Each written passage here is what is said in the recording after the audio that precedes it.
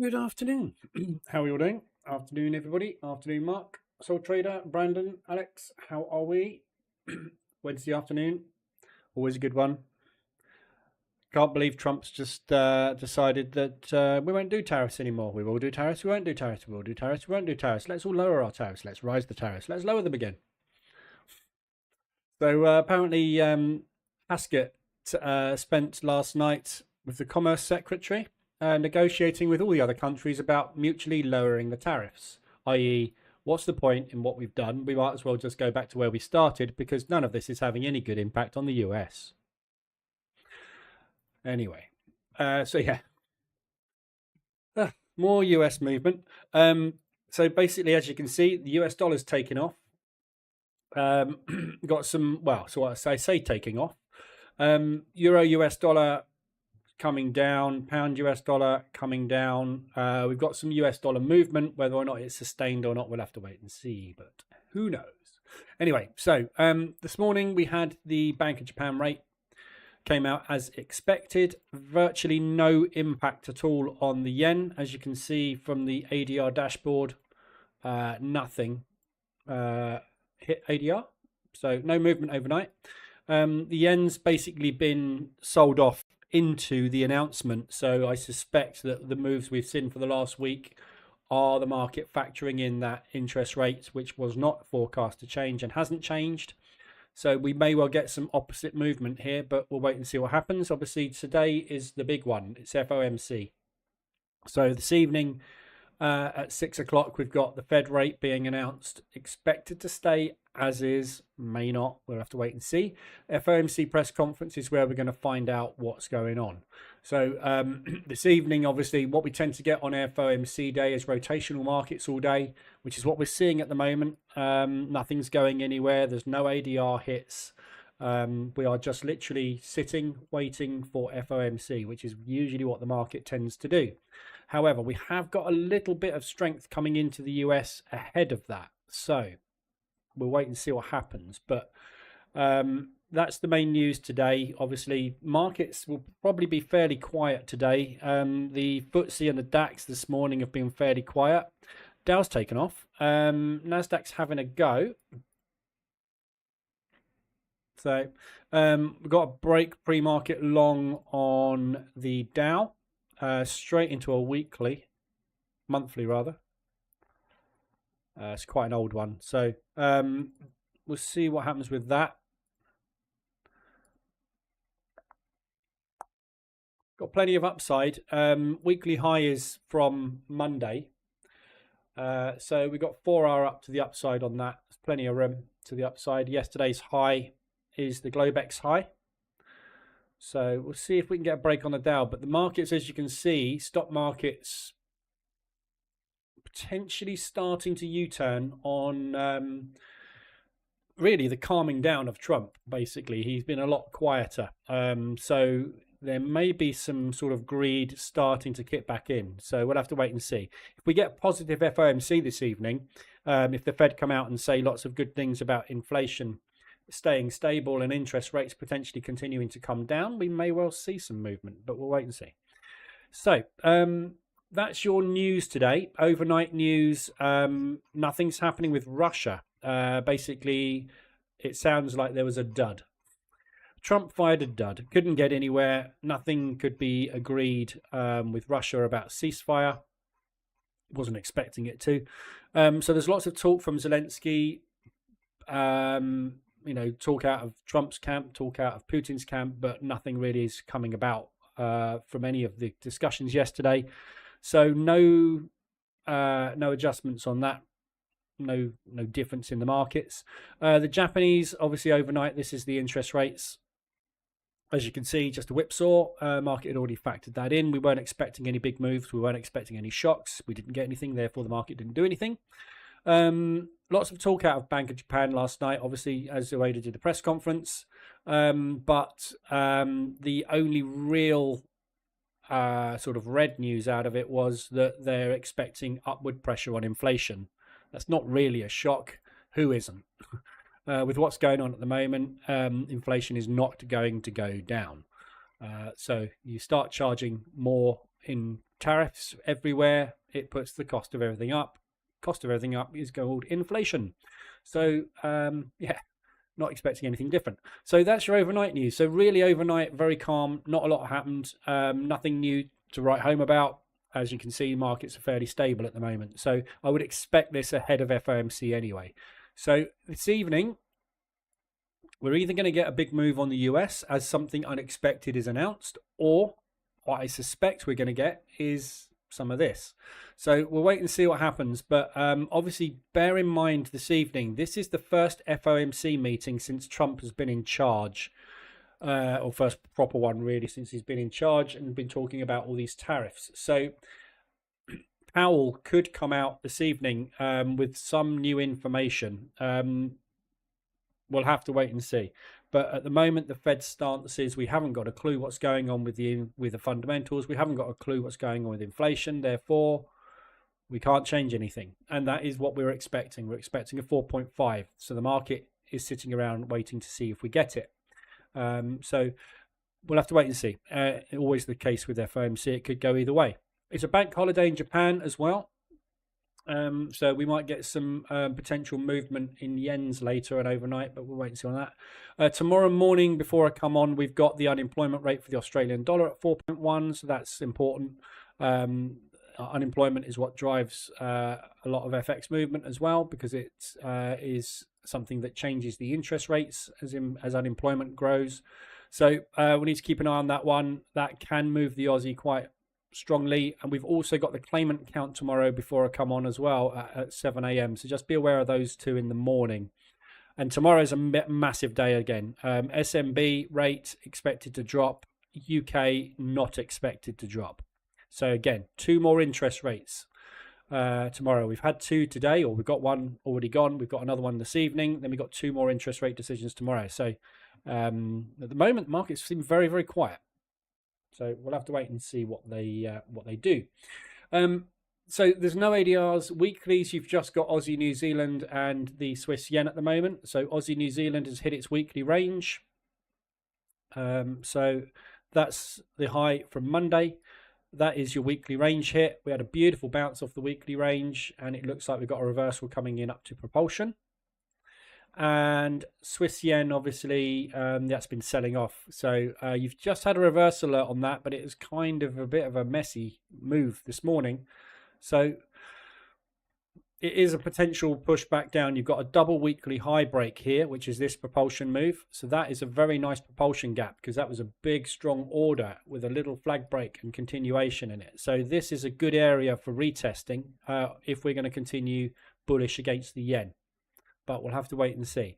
Just bear in mind when you're trading the Swiss yen, they're both potentially safe haven currencies. So whenever you're trading these two, if there is a safe haven run based on conflict or anything like that, or any kind of banking crisis, these both move together. So just be aware of that. Although we haven't seen a lot of that in the yen recently. So we'll have to wait and see. RSIs, nothing to report on RSIs. All the hourly extensions that we had this last week have all started to play out. We've got two on the Aussie, New Zealand, and the Swiss yen. So it's basically the weekly ranges. So anything that's hit its weekly range is obviously extended on RSI, because we've had a strong move in the first 2 days of the week. So RSI extension to the downside there. You also had one here, which we just flagged and broke down on. So pushing back up into these lows, which is where we sort of accumulated and broke down. And the Swiss yen, same sort of thing, opposite. So again, we just covered this one, pushing back down into here. So that's a nice extension on the 4 hour, nicely embedded. Sorry, on the hourly. Should move up to the 4 hourly, shouldn't I? Nicely extended on the 4 hourly. So again, it's come off of the weekly high to the pip, monthly high, sorry, to the pip, which was a previous support. So you're looking at this area, which is this propulsion gap, and then this area, which is this propulsion gap, as downside targets. Upside, obviously, aim to scale in a couple of positions on the way up to 200 ADR, which is that high there. If it gets all the way up there without a pullback, you're going to get a nice drop. Assuming these markets stay the same, which we don't know. Morning, Matt. How are we doing? Right, so those are your ADRs, those are your RSIs. I'm going to whiz through all the pairs today. I haven't done this for a while, so just going to go through all the pairs and just look at where everything is, look at support resistance areas, and just look at opportunities basically to get into some of these. There's not many RSI extensions we've had because we've had all these parabolic pushes which are all starting to fade now. Not really profit take moves on them, I would say, as like that, but they are starting to roll over and fade. So just going to go and look at levels basically, look at where we are, look at where we're potentially going on all the pairs. So if there's anything specific you want to look at, let me know. Let's just quickly cross over to the indices.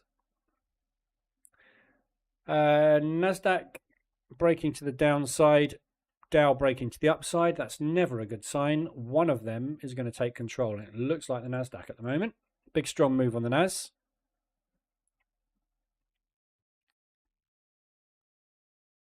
Ranges are too tight at the moment for the ORB V2, so 15-minute range hopefully will be going in.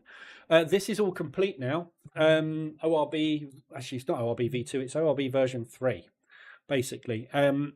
So I've finished all the testing on the MT4 version. I'm happy with it. I've finished all the testing on the MT5 version.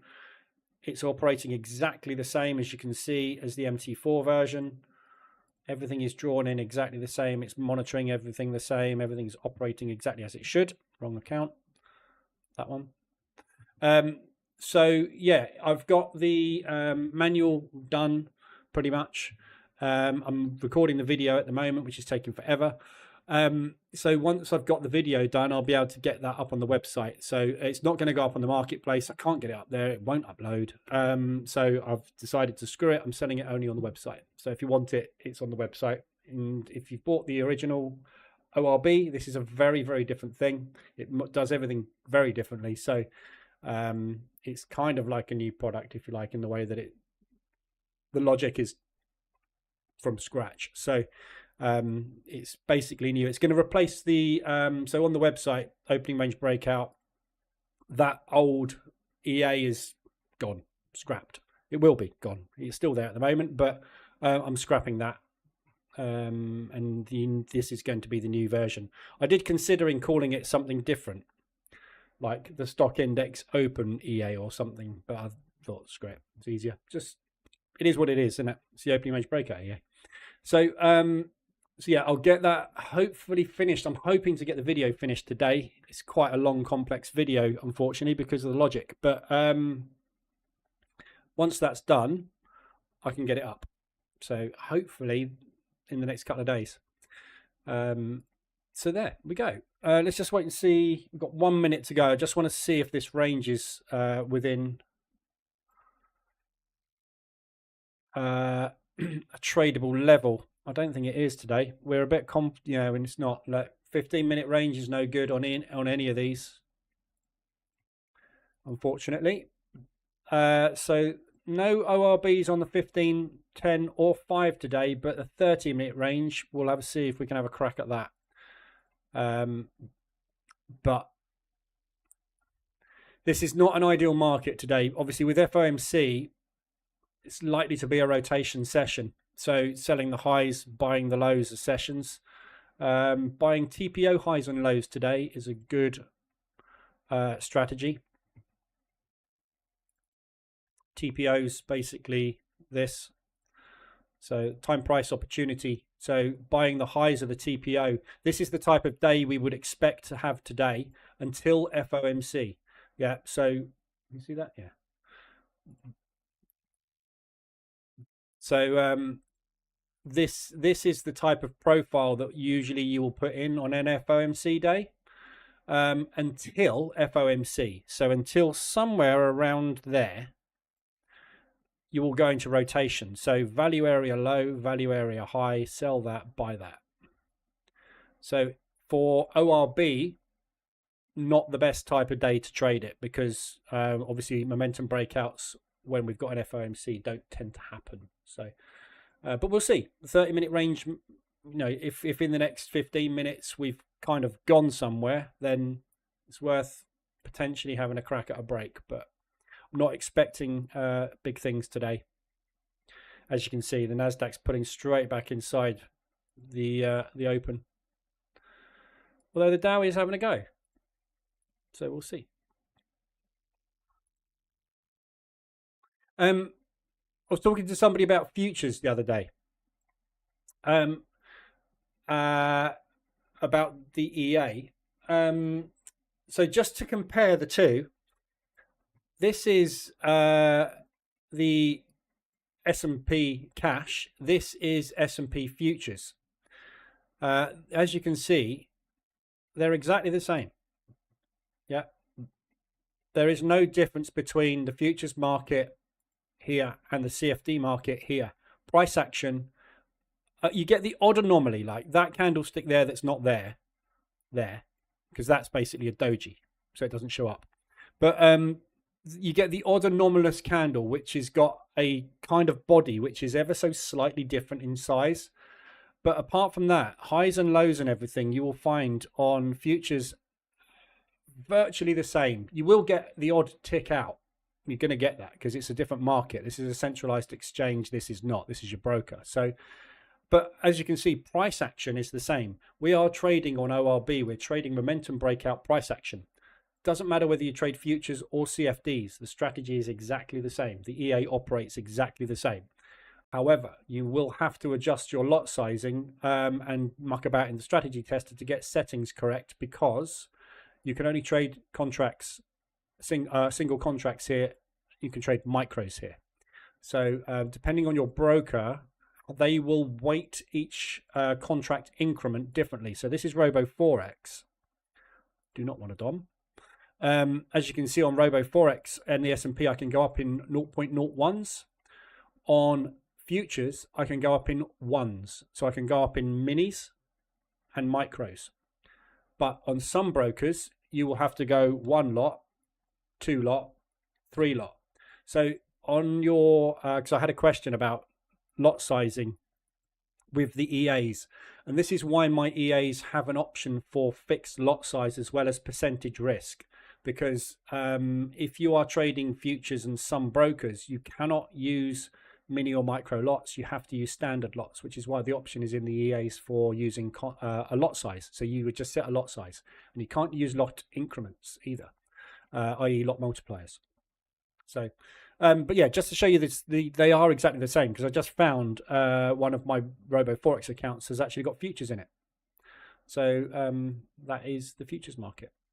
Same thing. Price is ever so slightly different. Look, we're trading at 40 there. We're trading at 38 there. So it's, you know, the price is going to be slightly different because this is made up by your broker and this is from the CME. That's the only difference. Anyway, there we go.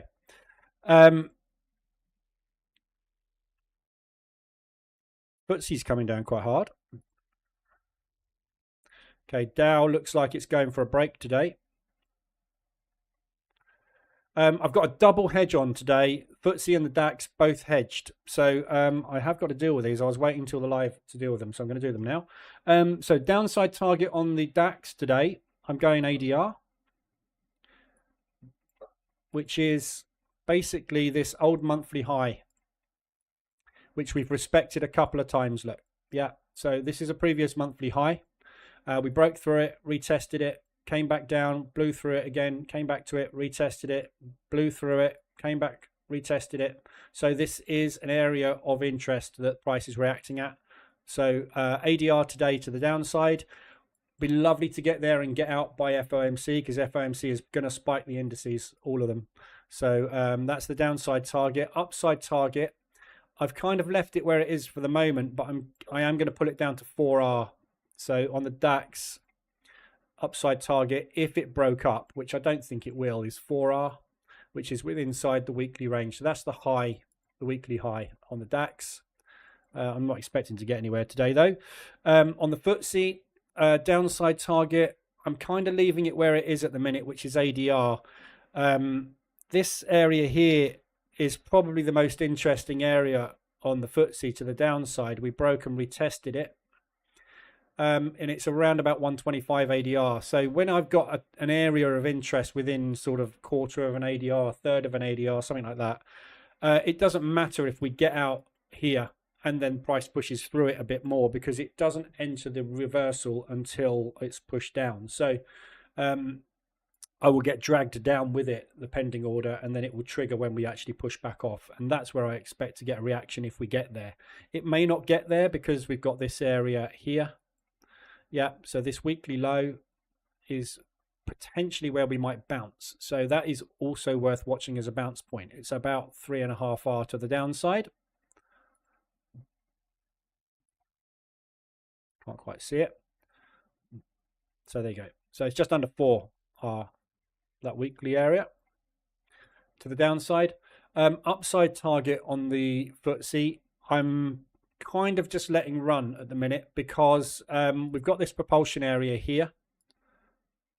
Yeah, we blew through that level. That's the breakout of that zone there. We came and retested it. So basically all that happened here was everybody that was long, as soon as they hit there, stops triggered, they flipped short. So stop and reverse orders triggered, and they added into the shorts. So this is where we should be watching today if it broke up to for shorts. If it breaks that level, we're going to blow through it. So somewhere in there, it's impossible to pick an upside on it, really. So ADR, if it hits its average daily range and get a bounce, that's what I'll do with that one. But there's not a lot I can do with these today. Just very rotational markets. It's FOMC. We don't tend to do anything really. So be lucky to get out of them, really, to be honest. But we'll see where we go. Be nice if the Dow can hit target, because if the Dow hits target today, if we can get a break on this and actually get somewhere, that will pay for both hedges. So I could take both hedges off before FOMC and just take a cut, take a flat day. But we'll see where we go. Right, that's those. So yeah, not a lot of movement at the minute. We'll see. I'm going to get a 30 on the S&P 500, so I might get a 30 break on that. That one actually is probably going to be a 30 as well. So we might actually get a trade on today with the new ORB variant. We'll see.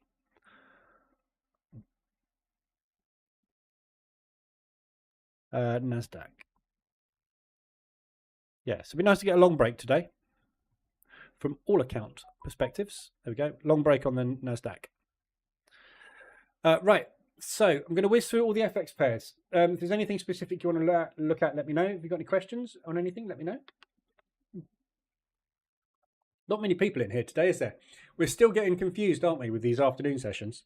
It's now 1:30, not 2:30. I can guarantee at 2:30 someone's going to come in and go, why did you start an hour earlier? It's because they don't trade the indices.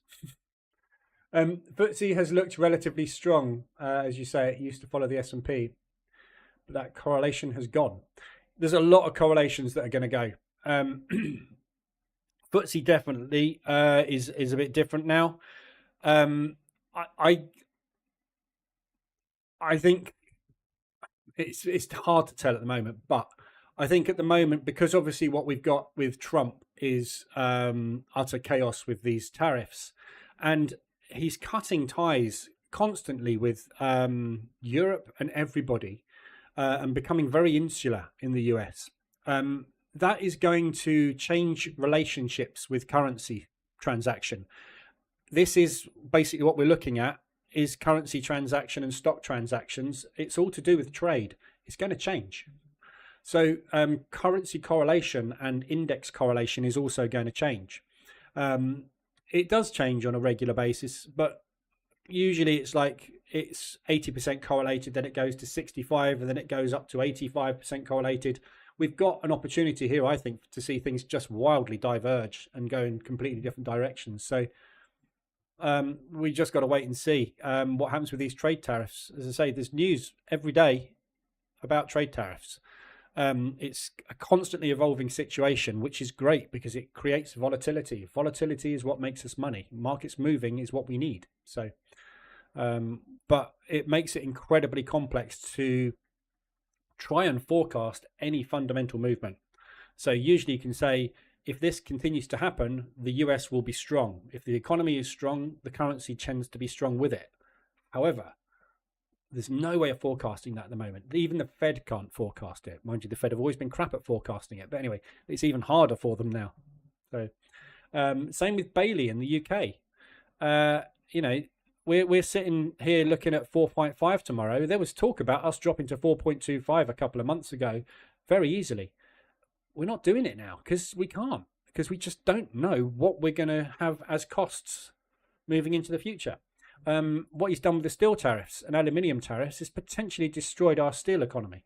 It was on its knees anyway, but he's potentially destroyed it. Unfortunately, what he's going to do is drive it into China, which is where he doesn't want it, because he won't do anything with China. So, nothing he says makes sense. Therefore, currency markets are not going to do what they usually do. Nothing is it? So, New World Order? Potentially. Do you plan on restarting your Zone Trader account? Yes, but I think what I've decided to do in the live rooms, there's a lot of changes I'm going to make in the live rooms. And one of the things I think I'm going to do is I'm just going to run some accounts basically with very small risk in the live rooms, just to show what I'm doing basically. So risk basically is entirely up to everybody. That account that I was trading was way over leveraged. So, but the reason it was over leveraged was because I was showing all the pairs. So the difficulty I have is trying to demonstrate what to do on each instrument without necessarily doing it, because I won't take the same trades because I can't take that much leverage or that much exposure on a currency. So the reason that account got into so much trouble was because I was just trading everything, which is obviously not the way to do it, and that's a great demonstration of why. So I think what I'm going to do is I'm going to start it up again, do the zones, because it's got a lot of good feedback on it. People like it because it's support resistance. It's basically what the market does, isn't it? But just do it with very small sizing so that we can stay in the trades and continue to be in the trades even during the squeezes. And the same with the position trader EA and all the normal position trading strategies. I think what I'm going to do is I'm going to change the swaps and have a very small account running that I can just show how everything works basically, and go with some of the slightly higher swaps so that we can take multi-direction trades, and that will mean that exposure will be a lot more limited. But again, it's a good reason to show the exposure. But there's certain things I can't trade, like New Zealand. I can't trade the yen. I cannot trade this yen. It's $30. Cannot go short on the yen. Yeah, so that's just out of the question. But I think I might adjust to $10, and that then gets me into pound New Zealand as well. So that $10 is pretty good for trading most things. Swiss franc, again, struggling with Swiss franc. It's too expensive. Hello, you're going to tick. Euro Swiss has gone to sleep. Look, it's not ticking. There we go. So that's $12. Still a bit too much. Afternoon, John. David, Lee the Great, I've learned so much from you. I'm pretty sure I'm now a walking encyclopedia. You probably are. Just taking a trade on the Dow and the NASDAQ. Actually, just put pending orders on all three, actually. Okay, so the 30-minute ranges on all three instruments are over 20%. So we should be getting in on MT4 and MT5. It all works. It's great. I love it. But these are going to be potentially very high risk ones today. But I've got the loss recovery system on it, so I don't care. Thank you very much for the $20, David. Very much appreciated. If I start streaming every day in the US session, it's going to cost you a lot of money, isn't it? You're going to have to down your tip size.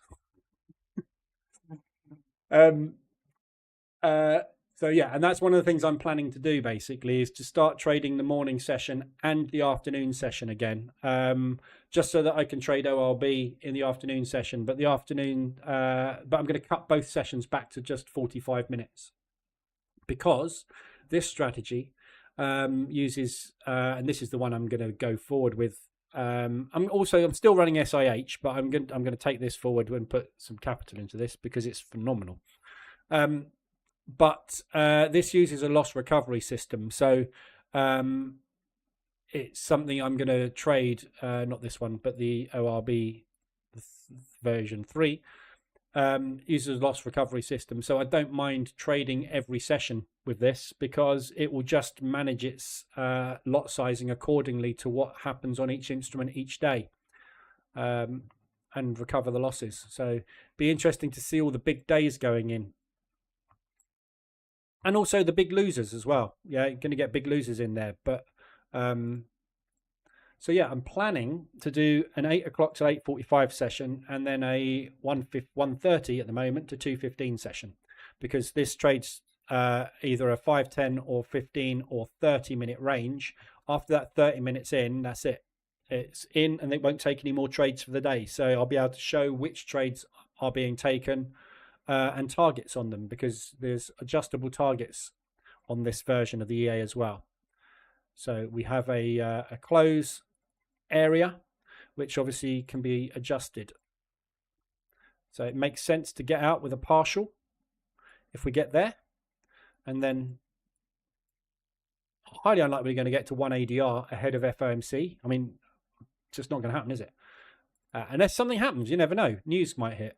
But yeah, it's about adjusting targets basically to logical levels. That's not too bad, but that would make more sense today, wouldn't it? So take a partial there. Let's just quickly go through these actually.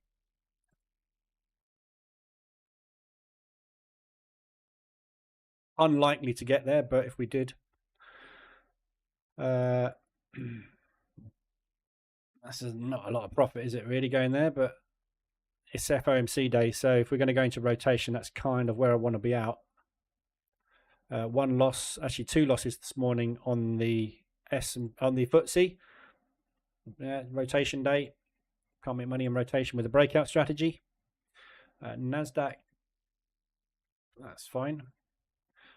Watch that area there. We've also got that high there, look.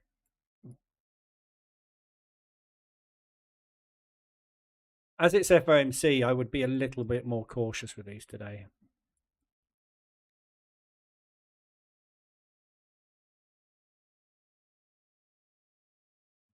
Just because, not expecting it to go far, are we? Because there is so much going on across your strategies, I think it makes sense to go back to the 2 sessions. Yeah. I've got a lot of strategies, and it's very hard for me to show everything, obviously, because it's, it takes a lot of time to go through everything. But the basics of position trading obviously are never going to change, and that is a very flexible strategy. It really does not matter how you get in. It doesn't matter what you do. You just get in and wait. As Harold's proved with his account, if you've been following in the Discord channel, Harold's position trading account. He's been running this, and this is a great example of kind of what's probably logical for me to do in here, is run an account like this, which I now can't find. Typical.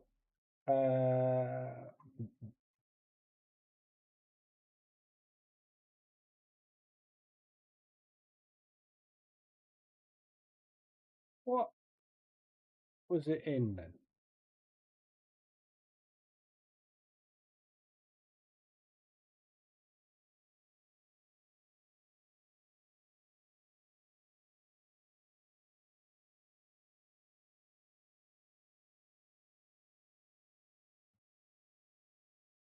So this is the account that Harold's been running. It's basically just running the market reversal alert CA, same as the position trader EA. They do the same thing pretty much. In fact, the position trader EA does pretty much exactly the same now because it's got market reversal alert indicator built in. But this is his account for the last year. Yeah, but it's using super low risk, like tiny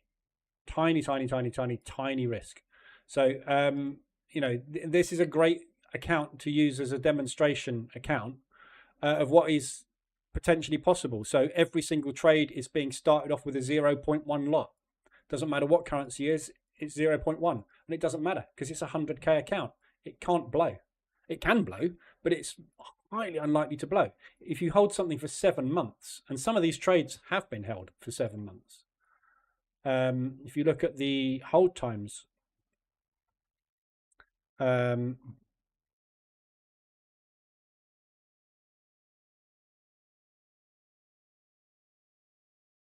hell, what's that? Not there. I thought there was hold times. Hate FX Blue. It's so complicated to find everything, and some of it's all old, decrepit stuff, and some of it's all like posh, fancy new stuff.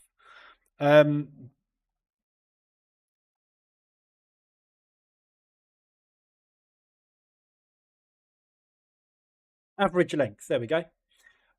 So average winners and losers. So average losers are, or all trades as an average, 441.48 hours. Let's get the calculator out for this one. 441 divided by 24. 18 days is the average hold time for, and you've got to factor weekends into that. So what's that? 5, 10, 15. Don't know if that factors in weekends or not, but 805 on average for losers. So the losers, actually, that is the one that is the one to pay attention to, because the losing trades are the ones that are closed out when the target is hit. The entire basket or the whole position is closed out, isn't it? So 805 is what a basket will be. This is an average, not the maximum, right? 805 divided by 24. 33. So the average position is lasting 33 days. Yeah, that goes into multiple positions. And again, it depends how many trades are in there. But, you know, this is a prime example of the, you know, in position trading. If you literally do sit on it and don't do anything, there's nothing I've seen in the market ever that has lasted more than about 5 to 7 months maximum in one direction. So it makes sense. If you have an account running for a year and you start with a 0.1 lot, at some point you'll get out the trade, because nothing goes like that for an entire year. Never. Doesn't. Can't do it. Fundamentals change. So that's the sort of account that would be good to run. A very, very, very super low risk. And it basically shows demonstration of strategy, doesn't it? But how you get in is entirely up to you. You can use the buttons, you can use a Bollinger Band, you can use an RSI, you can use a CCI, you can use a MACD, you can use your dog. It doesn't matter. Nothing matters, does it? You press a button. I'm long now on Euro Swiss. It's either going to go up or down. If it goes down, I'll add more. If it goes up, I'll take the money. That's it. Position trading, isn't it? But for me to go through all FX pairs takes half an hour. So if that's the morning gone, I can't do the zone trader strategy and show how to trade support resistance zones. I can't go into any detail about SIH and index breaks and stuff. You know, and it's just can't do anything. I've got another strategy I'm running, which is a breakout strategy, which I want to try and get more into in the live rooms. But again, it's all time, isn't it? So if I do 2 sessions, we get twice as much time. And if I stop waffling, I'll actually get stuff done. Afternoon elevated. Right, so FX. So I just wanted to quickly see. The Nasdaq's out the highs. And so is the S&P. So we have got a break on this afternoon. But the Dow has stalled out. Right. So FX. So the main things we've got coming up, obviously, this evening rather, we've got FOMC. So this will affect everything. The FOMC press conference affects every single instrument because the US dollar is the world's currency. Everything is crossed with the US dollar. Everything trades with the US dollar. It's the biggest economy. Therefore, it is the biggest currency. When this changes, everything changes. So there's potential for a massive amount of movement. So bear that in mind when we're looking at everything today. Everything is going to move this evening at around about 7:15, 7 o'clock. So roughly half an hour into the press conference, press questions will be coming to a close. And as soon as the press conference finishes, the market tends to take off because the market has all the answers it needs to decide whether we should be bullish or bearish on the US, if Powell has given us a directional bias. we've got the Aussie unemployment tomorrow, and we've got the pound claimant count. We've got the Swiss interest rate and the pound interest rate tomorrow. So, you know, when we're looking at levels, look at big 150, 200 ADR spikes on things in either direction on the big news events that we've got coming up. Those are the areas potentially that we're going to start to see reactions at. So when we get stretched off of news. So Aussie dollar CAD, as you can see, we're not really going anywhere at the moment. I'll look at the hourlies rather than the 4 hourlies. So it's very, very orderly at the moment, this one. Commodity pairs, these are both commodity pairs, Aussie dollar, CAD, both commodities. So they both move on commodity movement, oil, gold, etc., etc. So they are very correlated. Therefore, we don't get a lot of movement. There's been hardly any signals. We had a long signal there. As you can see, I took that one out. We had a short up there. Other than that, there's not really been any movement on this one. Nothing that you could take anyway. So we are flat. We are sideways. It's rotational. So buy the lows, sell the highs. As long as we're going to stay like this, and there's no reason why we shouldn't. It's just a case of going sideways. So, you know, on an instrument by instrument basis, you can decide I'm going to take a, 60-40 RSI extension on stuff that's currently going sideways just to get you into the trades if you want to. Nothing wrong with it. Just bear in mind you'll be getting into a squeeze right at the start if it does go into a squeeze. But, you know, this doesn't really squeeze, does it? Yeah, that's probably the worst move you've had on it. You had a nice one there. Debatable if you could have got out on that. Probably could, but maybe not. If not, you definitely got out on that. Yeah, each of these is a week. 1, 2, 3. Yeah, so you would have got in here. You'd have been squeezed. Well, you wouldn't have been squeezed. You've been in it for 2 weeks if you didn't get out on that spike. That's about the extent of the movement on it at the moment. So everything else is just normal market structure, easy entries, easy exits. So nice, easy thing to trade at the moment, Aussie CAD. And you can trade it in both directions as well, because swap costs are very low in both directions because interest rates are very similar. Aussie dollar Swiss. Again, Swissy at the minute, very difficult. I got out of the Swissy there, the last trade that I had on it. Not really going anywhere at the moment. Swiss franc will be dropping interest rates tomorrow, although the Swiss are very, very good at giving us a shock. If you look at the Swiss interest rates historically, yeah, anything in red or green is not expected. There's 1, 2, 3, 4, 5 there out of the last 10 announcements. 50% of the announcements we get, they give us something completely different to what they've told us. Yeah, so they're forecasting to drop it. There's a 50-50 chance that's coming out at 0.25 or 0.75 tomorrow. It's just, you never know. It could come out at 0.5. We just don't know. So this one you could get a very big shock on tomorrow. It's not unusual for the Swiss to completely blindside everybody. So if that is the case, you're going to find, a couple of ADR push over a couple of days and potentially go into a multi-week move, which will obviously undo itself at some point. So we still haven't got confirmation of this being a safe haven at the moment. We haven't had a reason to do a safe haven run since Trump started all the tariff announcements. So I suspect it still is, because it is still neutral. It is still not NATO. There is only banking transactions going through the Swiss. They don't do anything to do with import-export. So it's where you put your money and the interest rates are low. So there's no reason really. I think that's why the Swiss are trying to drop the rates so quick, partly because they want to keep inflation under control, but also they want to make themselves attractive as a safe haven. So if anything goes wrong with Russia, or rather it would be like that, the Swiss franc will power up and everything will get driven out of normal currency into the Swiss. So at the minute, we've been sideways for the last couple of weeks. So nothing really interesting there. You had a long opportunity yesterday on that, and the 5-minute reversal alert yesterday here. Actually, you had one this morning. But the 5-minute reversal alert yesterday, oh no, it's today. Sorry, tell a lie. Is working out very nicely. So market shifted there.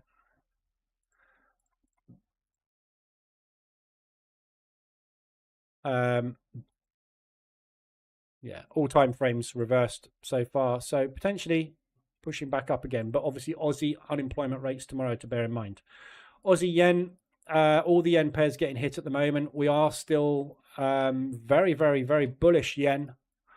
Although we're on a couple of week pullback at the moment, since the intervention, this thing's not stopping, is it? This is the first higher high we've put in for a while. So we've got a double bottom, and now we've got a higher high, which means that potentially we've got a higher low forming at this area here. So 125 ADR to the downside potentially is a buy point. However, that is the only thing you can do at the moment is buy it, because the shorts on it are too expensive. However, it's massively bullish. So do you really want to be buying it? You wanted to be buying it at the double bottom down there. But anyway, so Aussie news, Aussie yen, all the yen pairs, I whiz through all the yen pairs at once actually. They're all doing the same thing, all pulling back. Beautiful double top at previous support. So this is where all the buyers flipped short. We've added more shorts. We've added more shorts. We're attempting to break through that level though. So this could go, it absolutely could go either way. Look at the propulsion targets to the upside and the downside. Yeah, and where we are at the moment. Makes sense to go there, doesn't it? Before we come back down again. So there's plenty of room to the upside, but we'll see. So CAD yen, also potentially good opportunities to start to get into some shorts, but just bear in mind they are expensive to hold. So yens at the moment, I'm considering getting back into a couple of yens, but with low risk. And obviously with low risk comes low swap costs, because I'm trading less size. So it is something I'm considering doing, but I'm kind of just still hanging on this yen because I don't know what to do with it. This intervention is something we've not seen before. So, we've never had a move of that magnitude on the yen. So the market at the moment still, to me, looks like it wants to be more bearish than bullish, i.e. meaning that the yen will power up still. And it makes sense because they are buying a hell of a lot less US bonds, which is going to strengthen their currency. So it does make sense. Interest rates are coming up, which is going to strengthen their currency. So it all makes sense to go short everything against the yen, but that's the one that costs you. So it's a tricky thing to trade at the minute. It's a nice retracement at the moment as well. We are back up at the monthly highs, which it's rejected. So that's a lovely rejection. Look on the monthly high. Perfect. To the pit. Yeah, we are rejecting the reversal at the moment on the 4 hour. Hourly, you've had a reversal alert in. So stop loss based trade, very simple. Stop above the high. It's either going to go, and if it goes, it's going to go for new lows, isn't it? Yeah, so if we're going to double top here, you should easily be able to get down to there if it's going to pull back for a long. If it's not going to pull back for a long, and this is a double top because we cannot break this level, we're going to retest these lows and try and break out those lows. So we're either going to form a range, or we're going to form a continuation. It's messy price action, but continuation to the downside, aren't we? So we've also got euro yen, got itchy nose. These highs holding at the moment, but again, big whip down today on the euro. Euro parabolic at the moment. So some of these levels we've had on these euro moves are unbelievable. But equally, it is still bearish. So if you look at a higher time frame, we are holding more in a range now, but we haven't got anywhere near back to the intervention. Market cannot. That's the second move that we had in, which they've resold. That would be my ultimate upside on the euro at the minute. I just don't think we're going to get there. I think we're going to put in lower lows, lower highs, and come back and retest this area. And I think we'll probably break down through that. And we've got the pound yen, so it's a good looking level for a short, but again, be careful. Euro yen shorts are going to cost you $26.60 to hold. Pound yen shorts are going to cost you $40 a contract. Well, me anyway. That's why I'm not trading it. So yeah, big potential moves. But again, all these are kind of sideways, but with a bearish stance. So all in great spots at the moment for shorting, all of them. Yeah, they're all hourly extensions or 4-hourly extensions in the last 48 hours. So all good looking shorts. And they are starting to roll over. Reversal alert gone in and a retest. So again, short term looking 200 ADR to the downside. But again, these could all go on FOMC this evening. And US dollar yen, and this is the one which is obviously a complete quandary because we have no idea what's going on with the US. So wait and see. Coming out of propulsion. So they could be adding in for longs to come and retest the propulsion. This is the only one that came to retest the intervention level, and it did not get anywhere for it. So we've put a lower low in. So kind of looking for a lower high to continue down, but we'll see. Aussie New Zealand, totally sideways at the moment on this one. I hate trading this because this has been responsible for some of my nastiest squeezes in the past.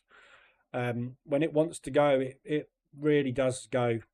It's to do with basically the trade. They're both commodity pairs. So when commodities strengthen, the Aussie being the larger economy of the two and them being trade partners, the Aussie takes over and really pushes hard. So you get a kind of a separation. We're talking about confluence of pairs. We get separation. At the moment, the commodity markets are very flat. Obviously, fear is the main driving factor at the moment. So it's difficult to tell what to do with this. Cost-wise, it's better to short it, but at the minute it's fairly bullish. However, it's kind of sideways bullish. It's just a bit of a mess, isn't it, really? If you look at it, it is a very much a sideways mess. So not very easy to trade at the minute. Signals-wise, Aussie New Zealand, for the last kind of 6 months, pretty much everything has worked. If you look at it, this is a daily chart, but if we go down to 4-hour, pretty much every signal you've had has played out. Yeah, so we've just had perfect kind of bounces, perfect pushes, pulls, market structure. It's just all worked out exactly as you would expect it to. Yeah, so this is where you long. And we're also coming out of propulsion, having just retested a previous low. So this is a lovely, lovely long from here. And be looking for a push somewhere up into middle as a conservative exit, 50% retracement on that leg, which is these weekly lows and highs there. But you've also got the monthly lows here as potential as well for a pullback on that leg. So there's two legs here to look at. One is a 68 retracement, one is a 50. So you're looking at a 68 retracement on that move being previous monthly lows, or you're looking at a 50% retracement on the entire leg being the same levels, or realistically you could be looking at the whole thing. Not that I can grab it, give him a fib. So you're looking at a 50% retracement, which is these previous lows that we hit here, accumulated and broke, then retested and added. That is your 50% retracement on the entire move. So there's this area here as an upside target and that area as an upside target if we're staying bearish. If we're not staying bearish, we're staying in a range, you're going up to the highs. So, you know, you can pick dependent on how confident you're feeling. I was going to say how large your balls are, but I won't. I did. Anyway, so that's what you're looking at. Aussie US, at the moment, we are very, very sideways. We're contracting a little bit on this. At the minute, we still don't know what's going on with the US dollar. So this has been a dream to trade. Everything's been a dream to trade, really, apart from the euro. So lovely longs out of the lows here, lovely shorts out of the highs. There was another opportunity for shorts there as well. If you took that, you've probably out because you've had an ADR. 54. 50 is an ADR. So, you know, if you got in on the reverse alerts on this on Monday, you're out again already. Getting ready for a long, actually. So, yeah, Aussie US, beautiful movement at the moment. It's just doing what it should be doing. This US at the moment, although it's weak, there's a lot of other things which are weak with it because the US is weakening other economies. So nothing is really pushing apart from that euro, which just will not stop. So CAD Swiss, again, lovely opportunities on this one for some longs. It's had a bit of a squeeze on it because of the Canadian dollar tariffs. So the CAD's come out the worst really for these tariffs at the moment, but it may well change. So we've got nice divergence which played out there. You've got another bullish divergence which played out there nicely. So yeah, looking for an opportunity really to get back in, but there isn't an entry at the moment. Done those. So euros. So we know the story about the euro. I got out, it moved. So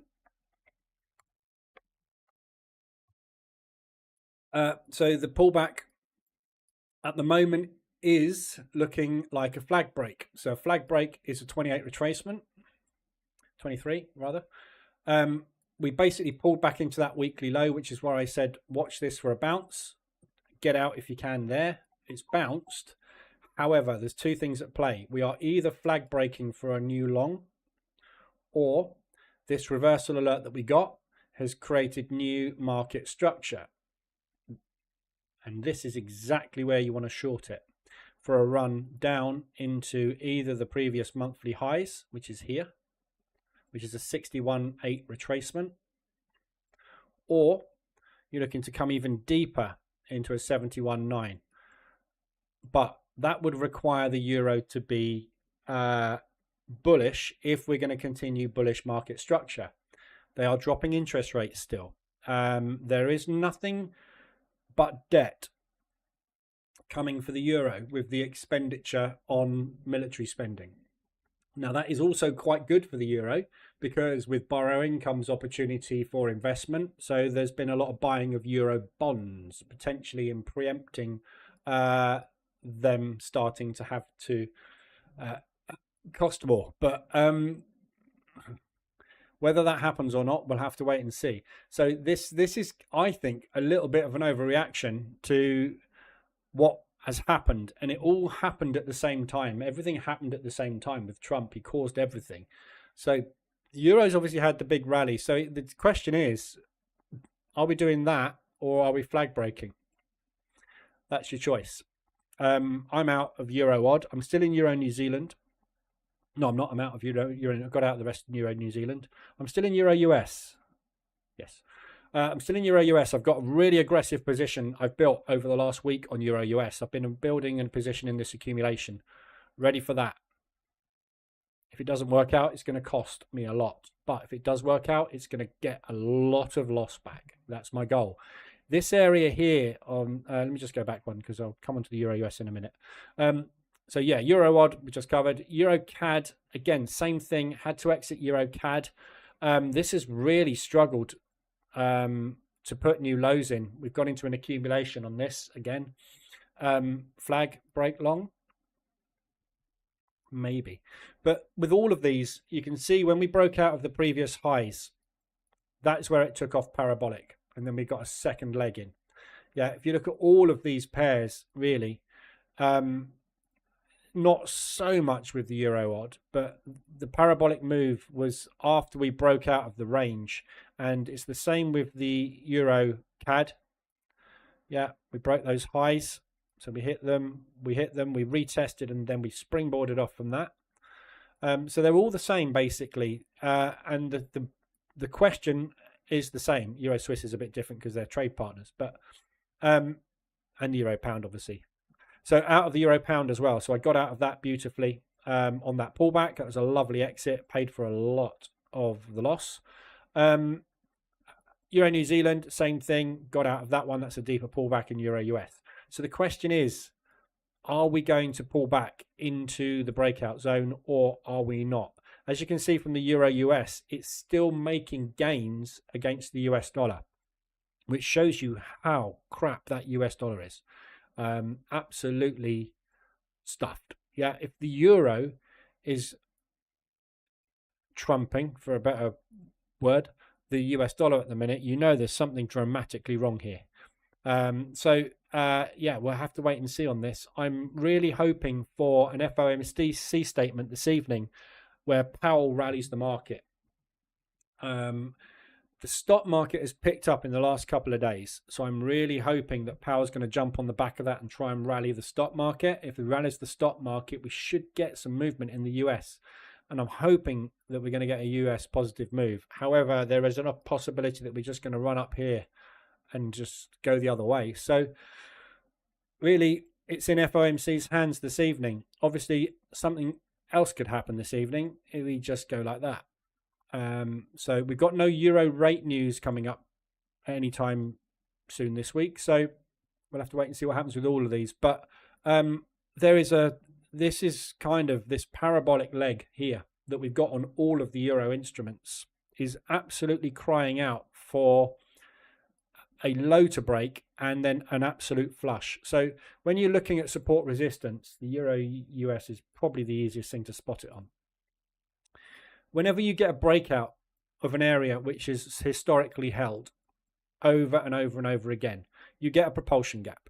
Yeah, this is what the propulsion gap is. It's a large batch of orders, and the large batch of orders is caused by buying pressure that breaks the highs and the short orders flipping long. So most banks and institutions use stop and reverse strategy, which means that they are always in the market in a direction, which means if you are shorting it here and you were continuously shorting it here and adding to shorts to try and get through this level and you couldn't, you flip long and go with the guys who are beating you up. Yeah, so you join the other side. That's how the market works. This is what causes the propulsion move. Yeah, the same as the way as the short sellers trying to short this couldn't, so they flipped long and caused a propulsion move. This is what gets retested. Yeah. So if we break these lows that we've got coming here, as you can see, it's absolutely parabolic from there pretty much all the way up to that pullback where we had a day and a bit of accumulation. Some bears started to kick in, but they couldn't get any movement. That's the last batch of sellers. If we break that level, we're going to flush because there's absolutely nothing to stop this market. There is no interest here at all in going in the opposite direction. So if we break here, everybody that was long here is going to exit their longs and flip short, which means that will just go down. It's the climbing up the stairs, falling down the elevator shaft. It's profit take panic plus sellers entering the market at the same time, twice as much movement as you had on the way up, which happens twice as fast. So all of these euro pairs at the moment are, as you can see, no longer parabolic, which is a great thing, but also they're not necessarily weak either. Lagarde hasn't said anything to weaken the euro. So it's very tricky to call what is going to happen with this euro because I can see weakness in the US driving this thing further. You've got to pull your money out of the US. You've got to put it somewhere else.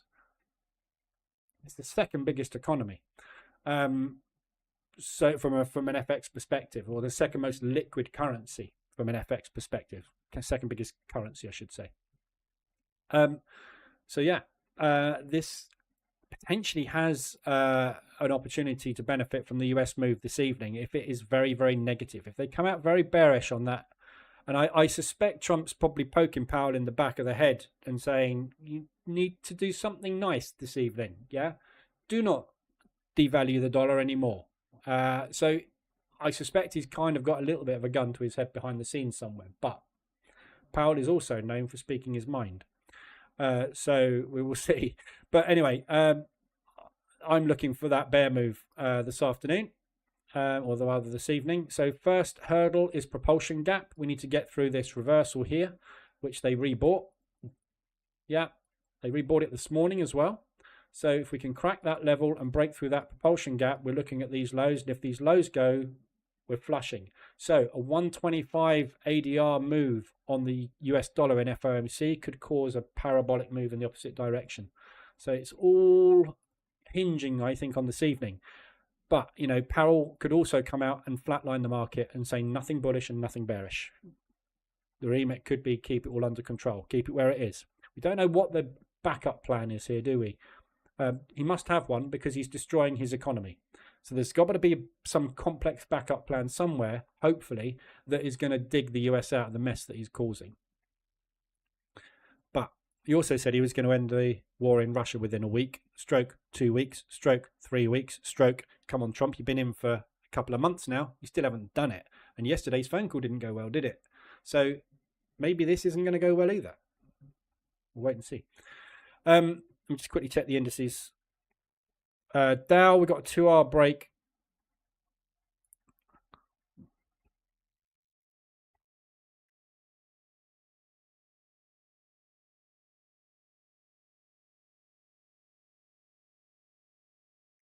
Total rotation at the minute. So I've got 400. I've got 285 on 3R. So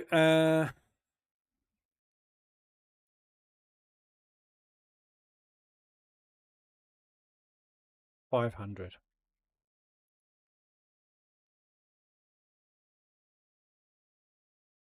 I'm just going to let the Dow run. Give it the benefit of the doubt. FTSE's rallying. DAX is rallying. Nasdaq's trying to rally. So there's a good chance this Dow trade is going to play out this afternoon because it has got the rest of the indices being bought at the same time. So hopefully we will get a bit of a run.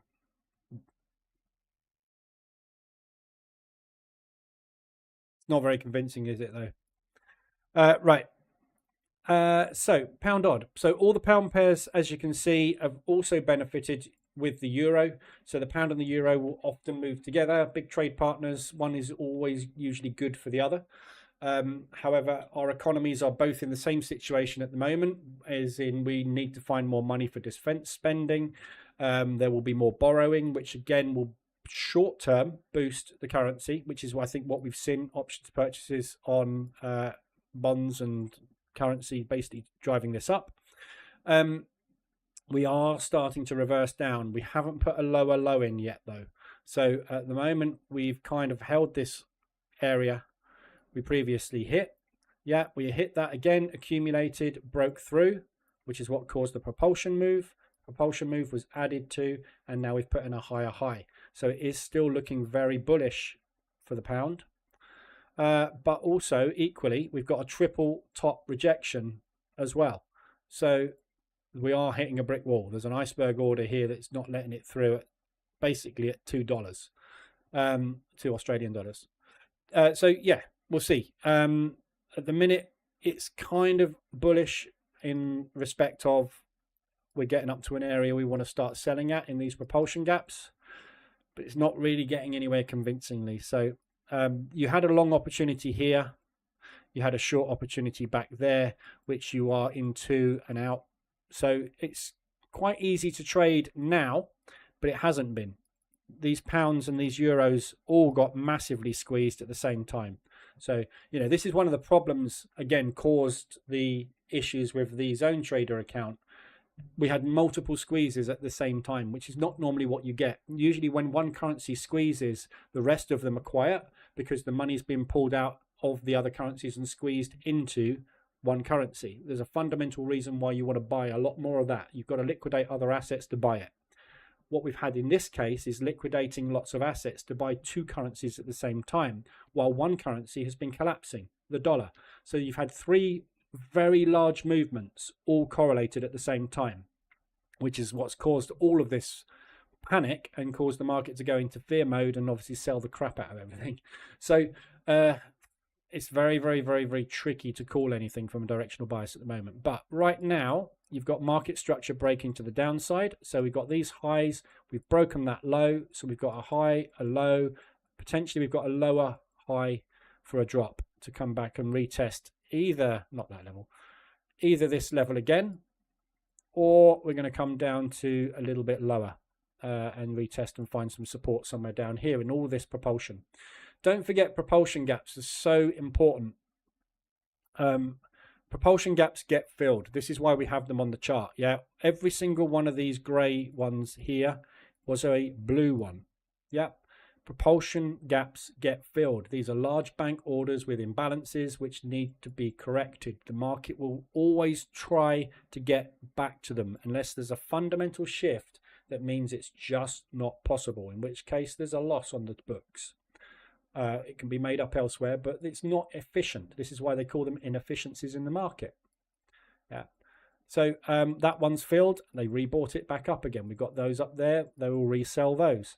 So, you know, it's just a case of looking at on everything at the minute with all these pound and euros. The amount of temptation for the market to actually come back and correct because of the amount of long orders they have on, it's incredibly profitable to bring it back to those levels. However, as I said, when these moves started, I'm not convinced how much speculative orders are in here and how much commercial orders. If this is all commercial buying, there's absolutely no reason to get back here, is there? So it's difficult to call. But anyway, all the pound pairs, tons and tons of propulsion gaps to the downside, all of them. Pound CAD already turned. That was the extension. Yeah. So, you know, a lot of this stuff is already starting to kind of play out. Pound New Zealand, haven't been trading this because of the swap costs at all. But like the pound odd, it's had a bit of a squeeze. You had an exit opportunity there. So any exit, if you look at any move, a 38 retracement is usually enough to get you out. Because a 38 retracement, if you measure it, will usually be more than an ADR. So this one here, for example, is 280. ADR is 167. So from the high there to the low there is roughly 150 ADR, something like that. As long as you're keeping your average price on anything that you're trading within an ADR, yeah, that's ADR, that's my average. 150 ADR really is a maximum. Whenever you get to the end of a move, even if it's just a shallow pullback, 38 retracement on a new leg up, you get an exit. Yeah. So when you're position trading, your goal is to keep your average price within an ADR. If you can't keep it within an ADR because of the strength of movement, try and keep it within 150 ADR. Because even in the strongest pushes and squeezes, you will get a pullback of 150 ADR most of the time, a 38 retracement. So, you know, all of these at the moment have been fairly easy to get out of, but unpleasant in the speed of drawdown. I think this is the thing that's caught a lot of people off guard, me included, to a certain extent with all of these moves, is the speed of them. We're used to squeezes, but we're not used to parabolic squeezes of this size with this many instruments at the same time, you know. But like I said before, you know, it's no excuse, but it is Trump. It's just unprecedented, isn't it? Yeah, it's like COVID. It's just something we haven't seen. A bloke coming in saying, I'm going to make America great again and collapse the world economy. Yeah, it's just not going to help the financial market stay stable. And unfortunately, when using a strategy which is long-term investment, it's long-term pain. So again, I was talking in the Discord channel this morning, people asking about drawdown. And one of the hardest things to get your head around when you start position trading or long-term swing trading is the fact that you are in drawdown all the time. It's the norm. It's not the exception. So you are used to, in trading, having an entry and you get in and you place a stop, and if it's wrong, you get stopped out. So what you're used to doing is taking lots of losses constantly. Yeah. Once you've taken a few losses and a few profits and a few losses and a few profits and a few losses and a few profits, and you've seen your P&L do this, the pain's gone. The pain of that is gone, wiped out by this. The pain of that is gone, wiped out by this. The pain of that is gone, wiped out by this. You've got constant pain with pleasure sensor, pain, pleasure sensor, pain, pleasure sensor. With position trading, you get into a trade, it goes against you, you go into drawdown. You get into a trade, it goes against you, you go into drawdown. This has no pleasure sensor. The pleasure sensor is when it gets back to break even, but that doesn't make you profit. So the entire process of sitting through this, waiting for this, is pain. And it's your mindset has to change to, this is my capital working for me. for future investment into a P&L. And that mindset is impossible to get your head around to start with, because you're programmed as a human being to do the opposite thing. You want things to work out. Yeah. You watch your team playing football. You never go, I hope they lose. It's not what you do as a human being. So you never get into a trade and go, I hope it gets into drawdown. For me, I do, because I use a lot multiplier. So if I get into one trade there and it goes my way, I don't make very much money. If it goes against me and I get into 4 trades and then it goes my way, I make 4 times as much money. So as far as I'm concerned, push me as far as you like, because when you go, I'm going to clear up. My Euro US dollar trade at the moment has the potential to make me 10k. That is 10 grand. I lost 12 on the other Euro odd. Yeah, that 175 ADR move pays for the other trade. Why? Because the size. Admittedly, this is an abnormal situation. I'm doing abnormal things. This is all going to be stopped out if it goes wrong. But if it goes right, it's the same thing, isn't it? The more positions you have on, the more size you have on, the more money you make, which is why targeting distance rather than monetary amounts is the best way to make money. When the market moves against you, you target 1 ADR of movement. If you've got 1 trade on, you make 1 ADR of movement. If you've got 5 trades on, you make 5 ADR of movement. Not exactly, but around about, yeah? So it's sitting through the pain, waiting for the pleasure. But the pleasure is always, it's the 80-20 rule. 80% of the time, you're sitting in pain. 20% of the time, you're killing it. 80% of my months are profitable. 20% of my months are losers. It's just the way the world works. Everything works on an 80-20.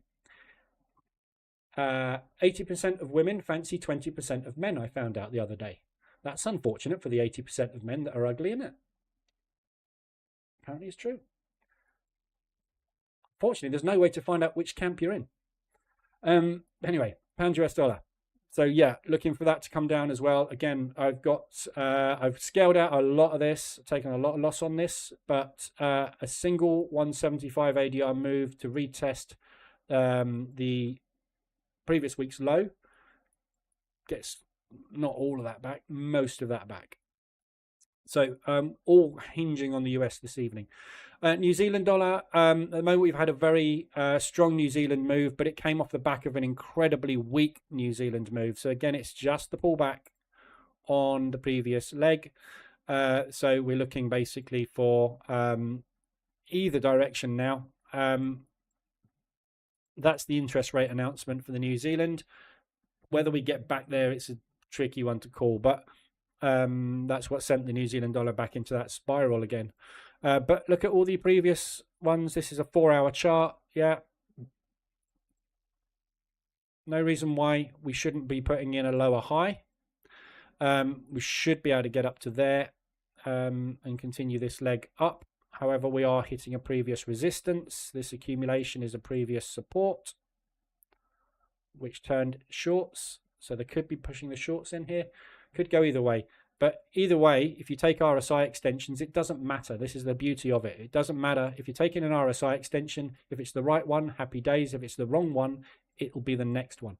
And if it's not that one, it'll be the next one. There's always going to be one of these that's going to work out, because the market will need to take profit on one of the legs it puts in. We don't know which leg it'll be because we haven't got a crystal ball, so we take them all. So New Zealand dollar CAD at the moment, nice shorts. You will have been in short already on this. Possibly even from last week, maybe. Beautiful short again from here. So that's the last long I had on. I've been taking long only on it because the swaps are too high. But again, I think, as I said, 590 to me, the difference between 590 and $5 swap is very little. So I'm going to up my swap level. One of the things I've noticed in this last squeeze is the amount of missed opportunity I've had because I'm falling in line with swaps, but I'm also noticing the amount of swaps I haven't paid. So it really is a double-edged sword, but I think $5 in hindsight is a little too tight. So I'm going to be adjusting this. New Zealand dollar Swiss, again, very, very sideways. There's the last long on the New Zealand dollar Swiss, an exit. I got out, again, perfect example of what I've just been discussing with the retracements. I took the 38 because for me, that's the 38. For me, in case we were going to put a new down leg in, that was the logical area. That pullback there was 1 ADR. Yeah, 1 ADR movement. That's all I wanted. It actually gave me 61.8, which you could have taken. And then the next leg started down. We've had double bottomed. We've now put in a higher high. Now we're going to be putting in a higher low, potentially at this propulsion gap. Or this is going to come and retest those lows. We don't know. But if you take the short here, well done, you're out. If you didn't, if it pushes down, you can take a long. Because it's what it's going to do. On its way to wherever it's going to go up and down. New Zealand dollar we've covered. New Zealand US, same thing with the US dollar. One of them, don't know. It's going somewhere. It's very, very, very, very hard to know where that's going. The minute we're bullish, obviously all commodity pairs are bullish at the moment. Aussie, New Zealand, CAD. US is still weak. That can change on a dime. But yeah, lovely 80 extension on the hourly there, starting to play out. Yeah, the 70 extension which played out there. You can see my previous trades on this. Yeah, that was the longs. That was the shorts. That wasn't an ADR exit. That was a cautious exit ahead of news because what was going on. But yeah, all playing out nicely.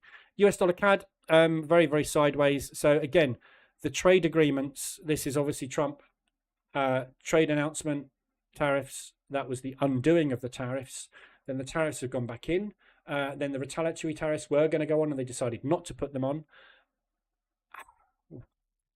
This is the problem.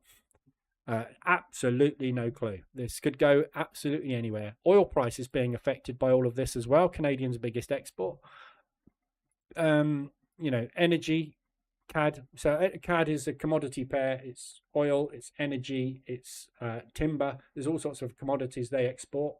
Commodity price is hugely affected. Nice extension. I'm in long already. So yeah, if it works out, brilliant. If it doesn't work out, we'll be looking for entries down here to scale in on the next leg up. US dollar Swiss, again, I've got longs on this at the moment. We'll wait and see what happens. I've got this level drawn down here. So this is a previous price point of interest because we bought this area twice. We came back, we blew straight through it, came back up, retested it and resold that level. So they broke down through that level and then everybody that was long here sold and added more size. We got back to it, had a little fight, broke above it, and everybody that was short here flipped long. Just about to get back to it.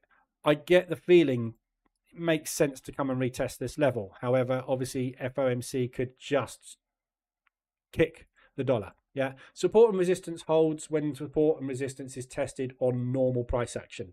When you get close to support and resistance and news comes out, it's got nothing to do with technical analysis. News trumps everything. News drives the market. So this evening, obviously, we haven't quite got to the technical levels, but there's a chance that we could hit that.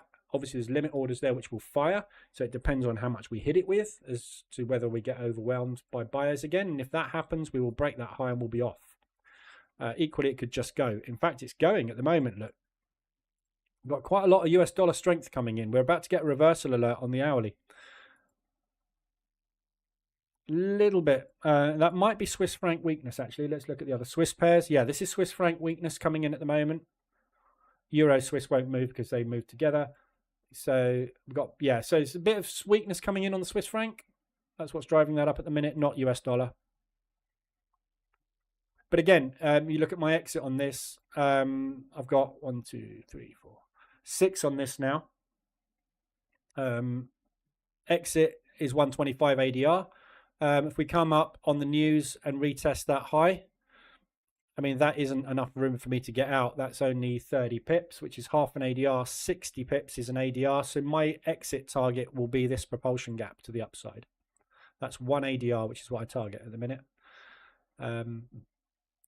I'm being super hold holdy with my positions at the moment because I'm just trying to hold bigger positions longer to try and recoup losses.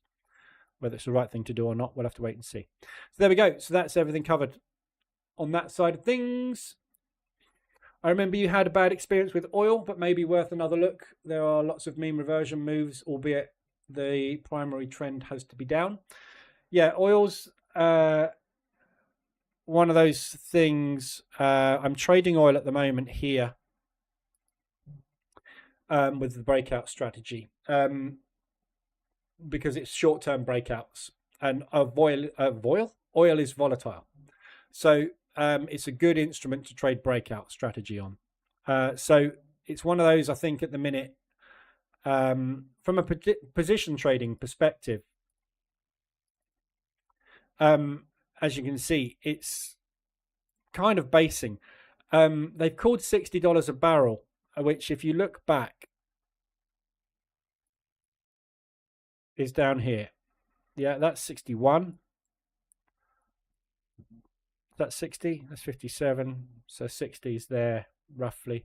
So it's this area here, yeah, where we suddenly broke up and came back and we rebought it. And we rebought it, and we've approached it, but we haven't got back to this level. So this is kind of where they're calling, or where Trump has called, and also OPEC, to be fair, the baseline for oil prices over the next year.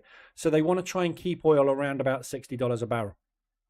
So there is a obvious consensus to try and keep oil prices down, which will bring down energy prices, which will bring down inflation, which will help stabilize the economies everywhere. However, oil is controlled mainly by the Saudis. Also, it is controlled by conflict. When a war kicks out, when there is fear, there is oil prices. And their oil prices go up because every single vehicle you go to fight wars with uses petrol. Petrol consumption goes through the roof. Planes, everything. Yeah, you need to get troops to a conflict zone. You need a lot of planes. A lot of planes take a lot of fuel. A lot of fuel is made from oil. All fuel is made from oil, but or machinery uses it. Yeah, it's just one of those things that, you know, look at the Ukraine war, goes through the roof. So that is the Ukraine war kicking off. Yeah, so there's a prime example. Yeah, that's what happens in war. They came back down and stabilized, but you know, it took 6 months. So you can see that we're basing at the moment. So if this is the case and they are going to stabilize, then you should get sort of maybe 3 or 4 ADR of movement. Let's just measure these moves and see what these are. That's 17. So that is 260, 250. That 17 is ADR. Oh, sorry, I'm looking at I'm looking at a daily chart. So yeah, ADR is 17. So these are weekly moves. So you're looking at roughly 3, yeah, somewhere around about 3 ADR a week. Up, down, that's more like 6 ADR. Down, yeah, gap. This is the problem with oil. It does gap a lot. You've got another gap there, look. So that would be typical range-bound movement. But and this is why I stopped trading oil, because it was doing this and it was beautiful. And then it went parabolic. And that move there, you would be okay because you wouldn't get into it until somewhere up here. You'd be scaling in and you'd be out of it. But the squeezes are like the ones we've just seen. They are so fast. The problem is when this squeezes, the Aussie, the New Zealand and the CAD will all do the same thing. So you're just adding squeeze exposure because they will all move at the same time. So, you know, it's one of those things. Commodities are great to add as a sideline, as something else to trade, but they're not necessarily great position trading instruments.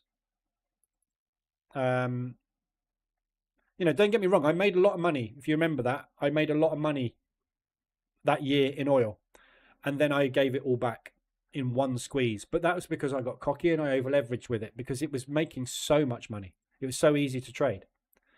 And then the situation changed and it became incredibly hard to trade. Every time they called a low, it hit the low and it went nope, and then they called another low. And part of the problem was mainly Goldman Sachs and some of the other big firms called a price. Yeah. So everybody was expecting and factoring in a price, and then the market shifted the other way, and then they adjusted their target down, which made everybody sell it. Because when you reduce your targets, when you reduce, if a big institution downgrades you from an A plus to an A, you get sold off. They downgraded their target, which killed it. And it was just all timing. It's all timing. The trouble is you can't predict any timing. This is the thing, isn't it? As I keep saying about this crystal ball that I wish I had. Be easy to trade, wouldn't it? But it's not something I really want to add into position trading. If you're going to add in oil and commodities like gold, and again, I've been stung on gold so many times, commodities really can squeeze. Just make sure you use very low risk on them. Add them in as something to trade, but don't go heavy. Afternoon, Mumo. Was short pound US dollar, but nervous about FOMC, so closed for a small profit. But I bet now it flushes down. Well, it will if you've closed it. Just to confirm, I have now reprogrammed my brain. That is good. This is the way the cookie crumbles. Yep. Good cookie emoji. You're so right. Personally, I can't handle the drawdown, even though I understand how effective it can be. Yeah. So if you can't handle the drawdown, go into your portfolio dash and remove all of the columns that have profit in them. Yeah. So this is the whole point of this thing, is you can remove everything that you don't want to see. So I don't want to see my weekly profit. I don't want to see my profit there. And in my account exposure, I don't want to see my profit. Get rid of it. Focus on percentages. So there is, and hide that.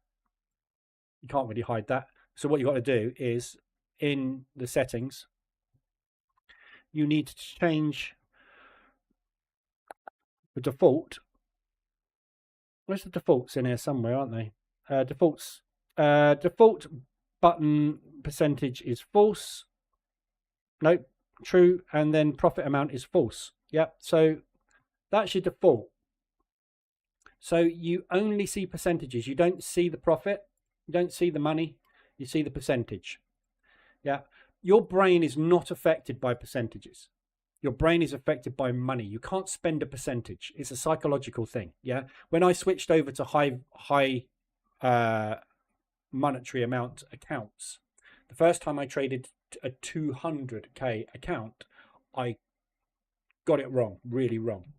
The reason I got it wrong was because every time I took a trade and I saw a movement, the movement was a mortgage payment, and my brain took it. It went, haha, do you see how quickly I made that? And you see how quickly I lost it 3 times over, because it's money. Money can be spent. You've got a pound amount attached, or a dollar amount, or whatever attached to your car, attached to your rent, your mortgage, going out, kids, holidays. This account could be a $10 account, or it could be a $1,000 account, or it could be a $1 million account. 21% of $10 is 21% of $10. 21% of $100 is 21% of $100. It's also 21% of $1 million. It's 21%. 0.21, 0.24. Yeah, I'm in 0.41% of drawdown. I've got 100 of them. Yeah. How much have I made today? I've lost 2.4%. How much did I make the other day? I made 9.77%. I'm down 37% on the week. I'm up 87% on the last 5 weeks. Yeah. How much money is that?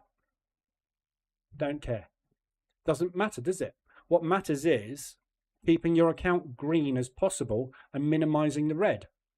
So it's very easy to look at something and go, I can take 0.27% off here. which will bank me 0.27%, I can move, I can't now because it's gone, but I could remove 0.23% and bank the difference between them, which is green. That could be $1,000. It could be $5,000. It could be 5 cents. It doesn't matter. It's a positive. So if you focus on percentage gain, and this is what I cover in the bootcamp in a lot of detail to start off with, you focus on ADR for movement, not pips. You focus on percentage gain, not money, because you have no emotional attachment to this. If your job is to return 10% a month, you will focus on returning 10% a month.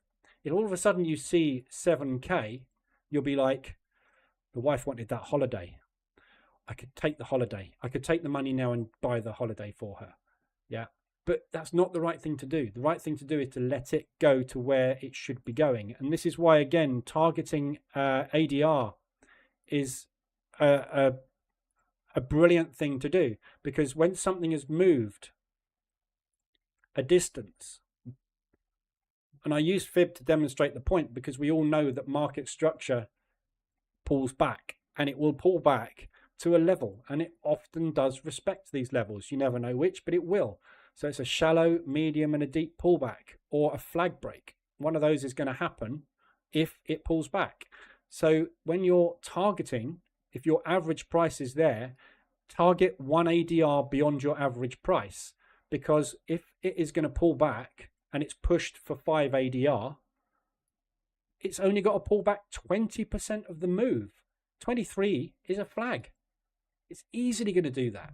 38% moving back 40% of the move that's just been put in is easy. If it's done 5 ADR, we're asking it to do 1.5 in the opposite direction. You just managed to do 5 that way. Why can't you do 5 that way? You can. What's an A-shaped recovery? 100% retracement.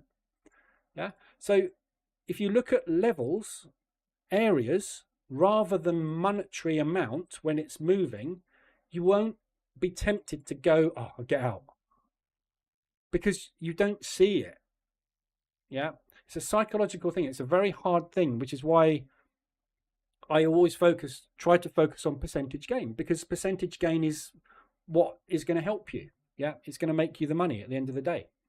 Not sorry, the wrong dashboard. This one's the one in percent. No, it's not. It's the other one, isn't it? So many accounts running here.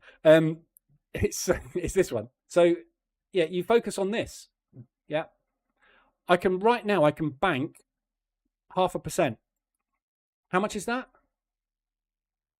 It's 0.5%. How much is it in money?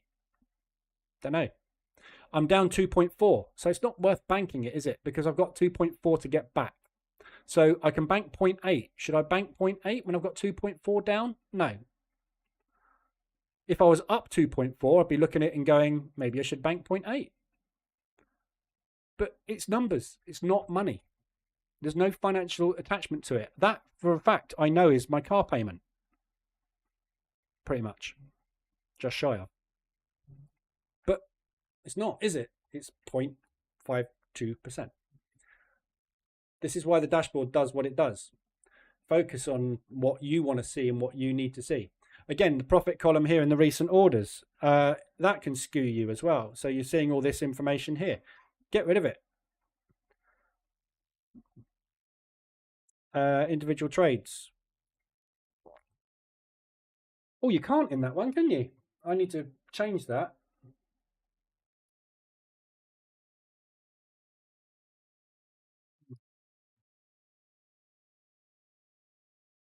Oh, that's individual trades. No, it's not. Sorry, hang on.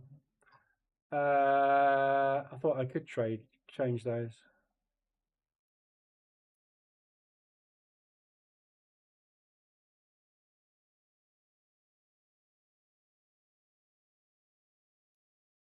So many inputs on this. I can't find anything. Where did I put that bit then? Open trades, individual trades, but the individual trades is this section here.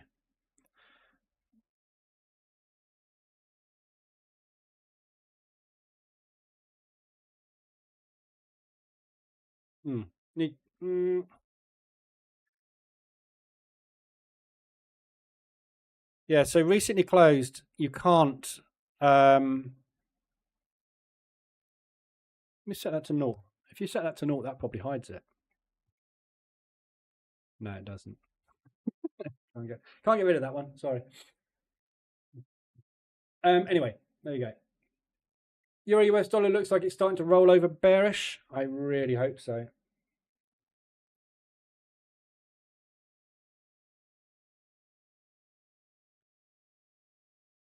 It was a lovely sell-off this morning when London opened, but we hit yesterday's low, and they rebought yesterday's low for the last 5 hours.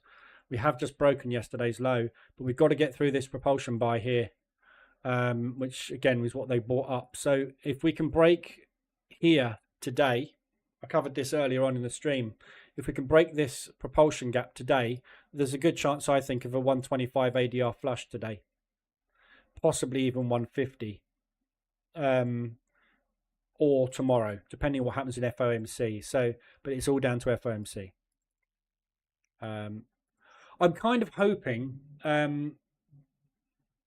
really, that Powell says nothing today, and what we actually get is nothing.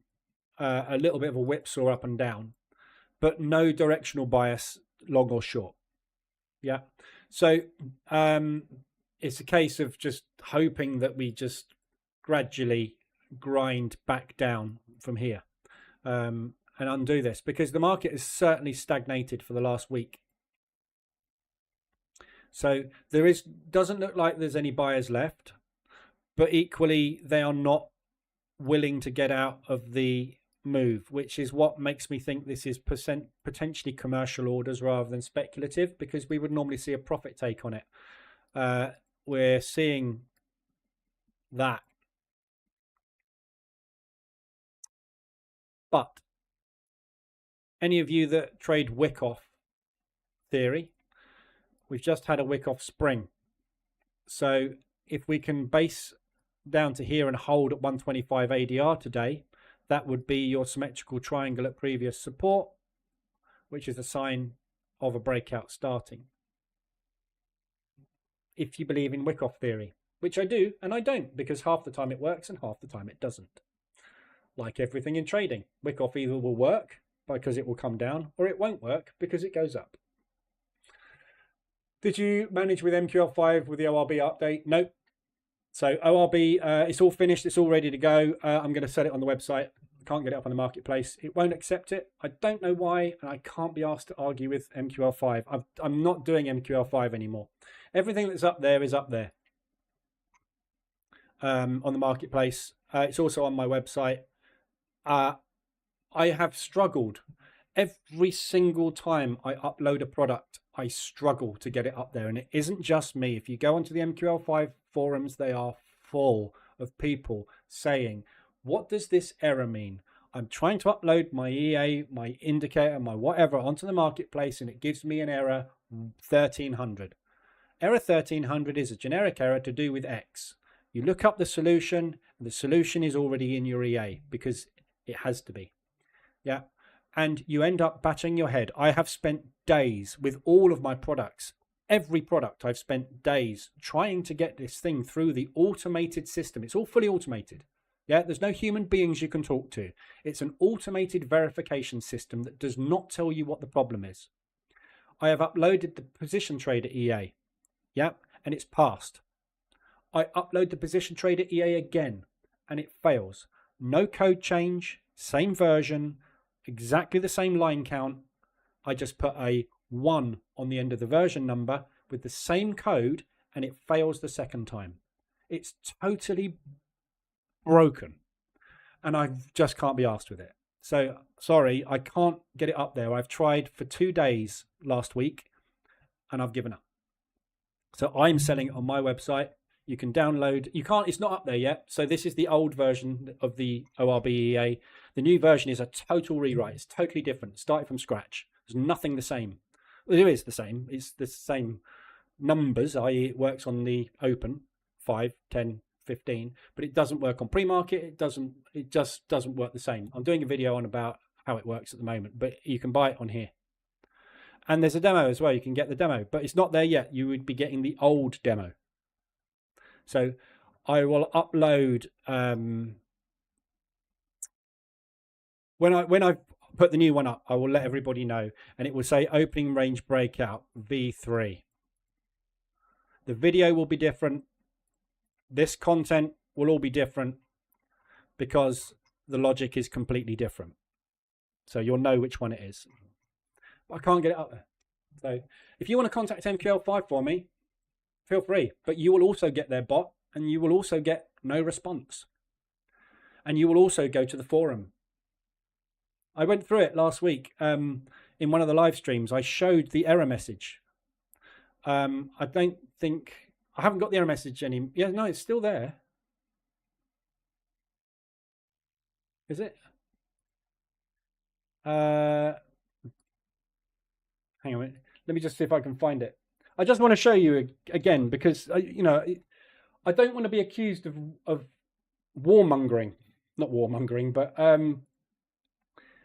you know, just trying to be money grabbing, because I get the feeling some people probably think, oh, he's just trying to get more money out of us. And it is not that at all. It is, yeah, it's there. Okay. So this is the error report, right? This is me uploading the opening range breakout version 3. Yeah. Trying to. Error 130. Gives you documentation. And it takes you to this. So you find error 130, invalid stops. Yeah. So you go, okay, I've got invalid stops. How do I fix it? Well, you need to basically make sure that you are checking the minimum distance your broker allows for a stop loss before you place it, and make sure that your stop loss is beyond that. Here's all the code and how to do it. I've got it all in my EA already. So what I did was, in the new version, I coded out stop losses, removed them from the code 100%. There was no stop loss placed at all. I re-uploaded it. I get error 130, which tells me that my stop loss is too close to what my broker allows. The EA doesn't place a stop loss. That is impossible to happen. You cannot get that error without a stop loss being placed on the chart. Yet I haven't got a stop loss. I can't get past it. I'm not going to bother anymore. Yeah, this is what I'm up against. Yeah, it's automatic validation. Look, it says here, automatic validation completed with errors. Yeah, human validation, look at it and go, oh yeah, it works. Do you know why I know it works? Because I've been trading with it for 2 weeks on MT4 and MT5. It's placed the stop losses. Look, I've been stopped out there. There's nothing wrong with it, but it won't let me put it on the market. So, you know, it's just, you get to a level where you just go, do you know what? I just either won't bother selling it, or using it, or just, you know, just give up. Or you can buy it from a website. And if you've already bought it, the original version, sorry, it's not an update, it's a new product. If you don't want to buy it, don't buy it. I can't help. Honestly, I'm just at that point. And it's like I said, it's not a new thing. It's not something that I haven't come across before, and neither has anybody else. This is just what happens with their marketplace. There's something really wrong. I don't know why they can't just put 3 human beings up there where you can just, every time something gets uploaded onto the marketplace, they go, huh, I'll download that and compile it and check for errors. Oh, there aren't any. It's all right, mate. You can have that. Why can't they just do that? Anyway, gripe over. That's the second time in 2 weeks I've said the gripe, and it's not the first time in the live stream I've said the gripe either. Anyway, so that's the update. I'm there basically. I just got to get the video finished, of which is, it's all recorded, 8 minutes of audio. I'm about 1.5 minutes into editing all the video that goes with it, so I'll have the video finished off by the end of tomorrow. And then, as far as I'm concerned, it was basically just update the page and off we go. Please consider to add a setting where we can remove the amount and only see the percent. It's already there, yeah. What's the minus 35 on your dash? that would give me a heart attack. I guess it's relative to the amount of money. Yes, it's not this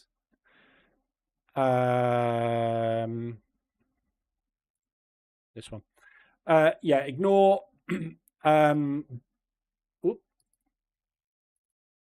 ignore ignore this. This is not the right balance, basically. So this is not the right risk for the balance. Yeah. So where I'm up 87%, I'm not up 87% because the balance hasn't been adjusted and I've withdrawn from the account. So these aren't right figures. If you look at it comparatively, yeah, I had a 79% week and a 45% week. It's not that because I haven't put the right balances in, but it's up. It has done that. You know, if I on the balance that was initially entered, which is whatever it was, 37k. I mean, the account is now sitting at 71. It was up to 78. So it is up. It's doubled, basically. I've doubled the account. Aggressive, though. Very aggressive. But it's not the... this isn't using the right risk mechanism. So the risk that this is taking is accumulative, meaning that, for example, I'm 30 contracts long. Oh, it's taking a trade on futures.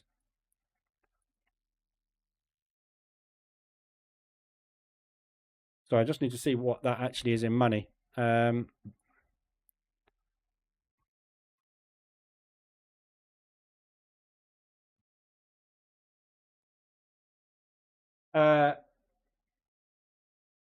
Mean.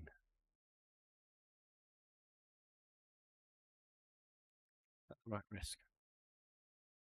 All right, it's not gone anywhere, so that's fine. Okay. So yeah, so it's not the right amount of money, but this is using a really aggressive loss recovery system, a little bit similar to the new opening range breakout loss recovery system, but more aggressive. The reason this is doing what it's doing is because I put some cash in to try and get it to get some of the losses back from the position trading account, which is doing lovely. And the reason I let it do this was because of the winnings. Yeah, so this loss is proportionate to the winnings. I'm letting it be aggressive, like it's 30 contracts long on the S&P now. So this is potentially a probably about a $2,000 loss trade. Oh no, it's not. It's only $400. I've obviously just had a win on the S&P somewhere.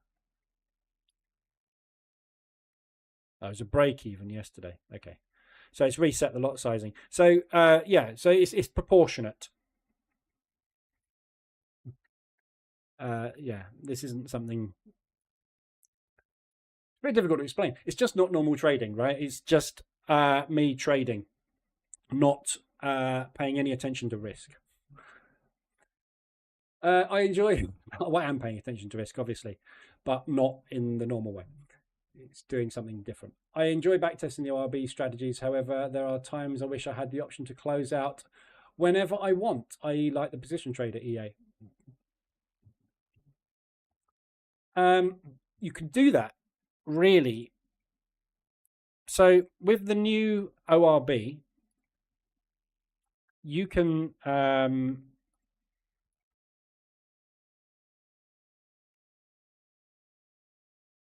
do that.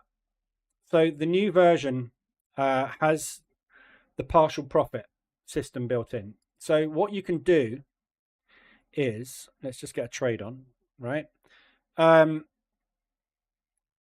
That one's already played out. This is obviously set very aggressive.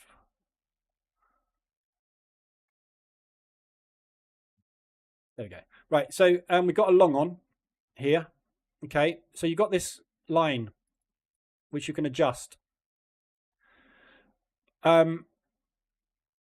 Basically, this is a partial close line, basically. So when it hits this line and closes above it, it closes out a percentage of the position, which I have set at the moment to 75%. So it's gone along with the 0.3. If I want to close this out, yeah, now, so let's let this, I don't know if I'm going to be able to do this without it going crazy fast. Right, there we go. So let's say, for example, you now say in the tester, I love this profit. I've got nice profit. I've made a $20 loss. I'm up 37. I want to close this trade. Yeah. Move this line down below price, and on candle close,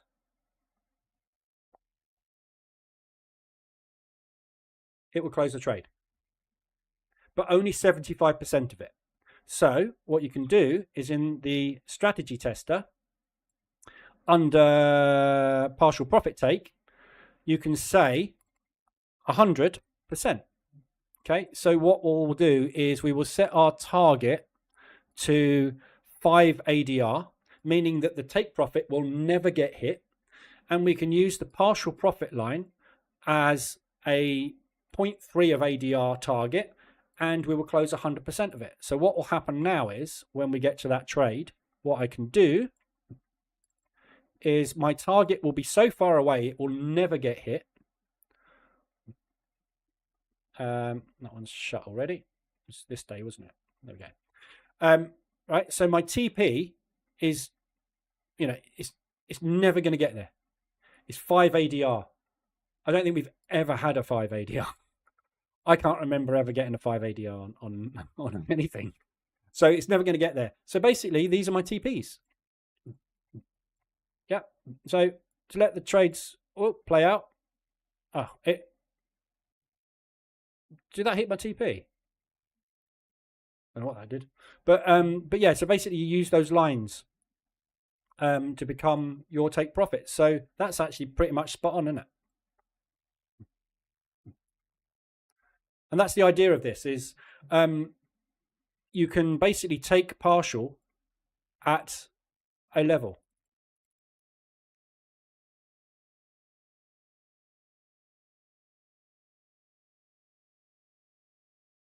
It's already stopped out. That's unfortunate. Look, stopped out there. I don't know what I've got this set to, but anyway. But yeah, that's what you can do with it. So it will allow you to be a little bit more like, say, I just want to close that out because I'm back in profit. I want to take a break even on it. So move the line down, wait for the candle to close because it works on candle close. You're out. Good, isn't it? That's very impressive. How long did it take you to double the account? About 2.5 weeks, 3 weeks.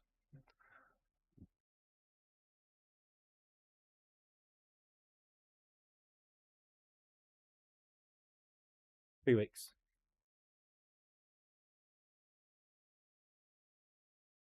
I did 47 in 2 weeks. But I covered this in the member stream. Yeah, I covered what I'm doing in the member stream. And the reason I'm doing what I'm doing, and this is a good example. Look, got 683 open profit. So this is a good example of manually closing stuff out. But the reason I'm doing this is because of the current market conditions. So it's about adapting to survive at the minute. The position trader account's taken a big hit. I've got to recoup those losses. So what is happening at the moment? Yeah, we've got huge volatility, huge moves going in. Yeah, the market is all over the place. We've had weeks where we've had ADR 150 hit every day. Something's hitting 150, 200 ADR every single day. So all I've done is I've moved into diversification mode where I've basically started trading commodities, yen, gold, and the major FX pairs cross with the US dollar, who are all going absolutely crazy when Trump says something, and using a breakout strategy. Yeah. So what that strategy does in effect is it waits for contraction in price, and as soon as it sees an expansion, it brackets the expansion and assumes that this volatility is either going to be undone because it's a volatility spike before an exhaustion before a big move in the other direction, or it's going to be a huge ADR push. So it's just basically taking breakouts, because what's the best thing to do in a volatile market? Take a breakout. Look at ORB. Look at this exact strategy. What does this strategy do? Trade momentum breakouts. What have we got at the moment? Momentum. So you break out. Yeah, you don't mean revert in a hugely volatile market. You can do, but you're going to be trying to catch the top of the move. And if the move goes 200 ADR, stabilizes and carries on the next day, you're just going to hemorrhage cash. Take the breakout and assume that the breakout is going to go. And when you get them, that's the difficulty. When you get them, you make a lot of money because the risk is tiny. I'm using a 10% of ADR risk, the same as the new ORB, 10% ADR risk on a 20% ADR momentum movement to capture that. So we covered it in the member stream about using different indicators to identify volatility contractions. Yeah, so, you know, there's something very obvious, should be very obvious, you can use to identify these moves. Give you a hint. It's blue. Yeah. What is each of these? A huge momentum breakout by banks. So when you haven't got momentum, you've got contraction. How could you measure contraction? RSI resetting, Bollinger Bands contracting. Each of these is basically waiting for Trump. Trump speaks. Let's get on Trump's movement. That's all that is doing, because that is what the market is doing at the moment, which is abnormal. Normally, a breakout strategy would have a strike rate somewhere in the 20 to 30% range, and it does most of the time.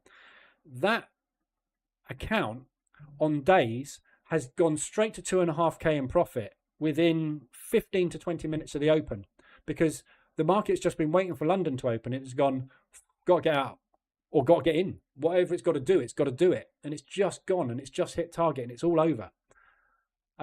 It's also had the odd day where we've gone into contraction recently. But there's always an expansion. Every day there's been an expansion on something. So I had it set really, really, really aggressive, which is how it made that money. And I've reduced it down to a much more sensible level now. So it's not going to do these types of days. That was the last day. I've now moved the sensitivity down. See, I'm up back in profit now, but I'm going to let these run. Oil, nice break. But look at what it's done. Look at why it's done it.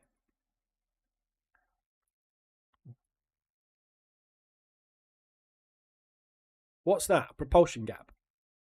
What's it done? Retraced in to fill the propulsion gap and create a new move. What's the next move going to be? Retest into propulsion and then a new move. What's a trend? What's market structure? We are basically trading the initial momentum and we're waiting for the second break of momentum. If the momentum is part of a 3-bar push or something, we are in immediately. But we're in. That's what we're waiting for. So we're waiting for, this is obviously not Trump, but we're waiting for a period of time where we get big moves. And this propulsion gaps at the moment are awesome. Not as targets, as entries. Bang. Retest, gone. Yeah. So I'm taking that. Yeah. So the bang goes in. I'm getting my orders there and getting on the breakouts. This, it won't work in. Yeah. And we will return to that. When these all these trade talks are starting to calm, assuming they calm, which we obviously don't know at the moment, but when they do start to calm, it will all contract back down again. So the idea is it's a little bit like a shotgun approach. You basically set up uncorrelated instruments. So as you can see on here, this is a test. So ignore this because this is just a test of futures versus CFDs so that I can try it out. But under here, we've got gold. So this is an uncorrelated portfolio. So we've got the DAX, the NASDAQ and the S&P are correlated. However, this will get more momentum than this. The Dow, again, these are correlated in the fact that they will move at the same time, but they go in different directions. Yeah. If we basically, like we had today, remember today we had the Dow break long and we had the NASDAQ resisting. One of them will win. So I want to be on both, and whichever one doesn't work out, I get on the other. Yeah. So they are correlated, but uncorrelated in the fact that one of them will always win. Therefore, you get on both. Euro US dollar, so I'm trading the US dollar and the euro. New Zealand dollar CAD, I'm trading the CAD against New Zealand. So I've got intraday New Zealand against commodity. Aussie dollar Swiss for commodity, for safe haven. Gold for safe haven, and gold just goes nuts anyway. Some yen movement for when they start to manipulate the yen, and oil for commodity. So these will, some of them obviously will move at the same time if the US dollar moves. But if the US dollar moves and it's a continuation move, all three of those at the same time bank. So whatever your losses for the day are starting out at, if you get a break on all three of these at the same time, the upside is done like that. Yeah, because the downside is limited to 10% of ADR. The upside is unlimited, uses a trailing stop. Yeah, because if this is going to be a momentum breakout to ADR or above, I ain't getting out. I'm staying in it, which is why you see some of these days going in at 3 and 5K, because the EA that I've built to do this is told to stop trading at 2.5 grand. So it monitors the market. It's a similar logic to the new ORB. It monitors the market every 5 to 15 minutes and says, are we above 2.5 grand? Yes. It doesn't say he's got 2.5 grand, shut everything immediately. It says, are we at 2.5K? No. Are we now at 2.5K? Yes, we're at 7.5. Okay, let's close it all out. But we just keep going with the momentum, but we don't close it straight away. We just check every 5 or 10 minutes or 15 minutes and see where we are. So the P&L here, yeah, if suddenly we get spikes, there's not enough size on here at the moment, but if we suddenly got spikes which took everything off in the same direction at the same time, that would quickly go to 3 or 4 grand. And then it would check every 15 minutes and go, I'll take that 4 grand. So the numbers you see in here are never going to be the same. Equally, as a downside, there is a downside target I had set, which didn't really get hit. And I turned it off, which is why we got this. But the only reason I turned it off and let it run is because of this.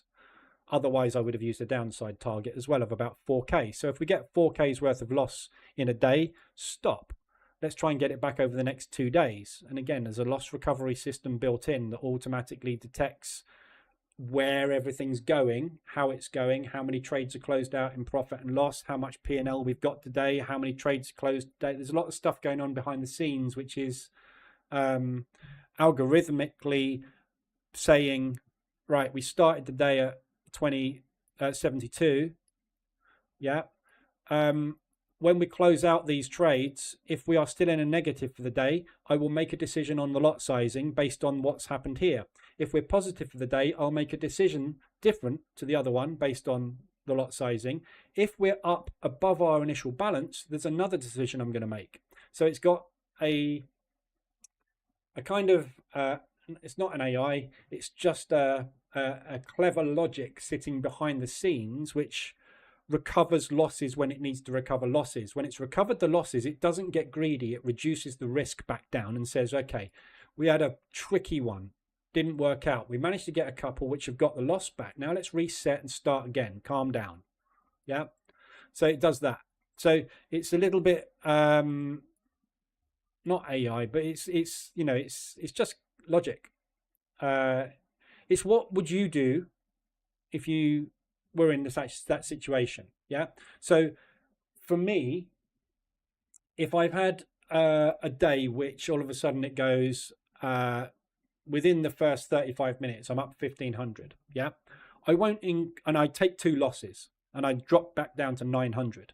I won't increase my risk to try and recoup those 2 losses because I'm up 900. Because if I increase my risk, there's a chance I'm going to increase my drawdown exponentially faster. Yeah. But if I've started the day and I've gone down $900, and then I have a couple of winners, which takes me up to $300 down, and then I have another loser, I will go, right, I won't increase my risk because I increased my risk on the last 2 losers. I'll keep it the same because we only need 1 trade to get back out. And if that 1 trade works out and it gets me back above the P&L for the day and the net profit on the close of that is a positive, I will then reset back to normal and go, okay, well, I didn't quite do very well at the start, but we're back to square one. So let's see how we go for the rest of the morning session. Yeah. So it's got that kind of intelligence that it won't over leverage. It's also got a lot cap on it, so it won't go above a lot cap. So, you know, if it suddenly goes, right, you need to trade 100 lots on the S&P 500, it will go, don't be an idiot. That's really going to hurt your account if that 1 breakout fails.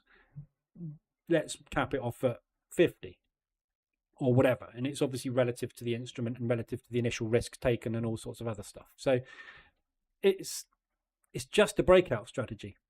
But the reason I'm running it is because that's what we're doing. Yeah. And it's the same as with ORB. I was this morning, I mean, I'm really bad at this. It's one of my bad points that I should work on. But this morning I was like, I probably shouldn't trade the SIH this morning because I'm pretty sure I'm going to get hedged. And I did. And my internal brain was saying, I haven't got an external brain, but my brain was saying basically, you shouldn't be doing this because it's FOMC day. We're likely to just go sideways all morning. And we did. We didn't really go all the way sideways. We had a little break up, but then, you know, this is today's price action.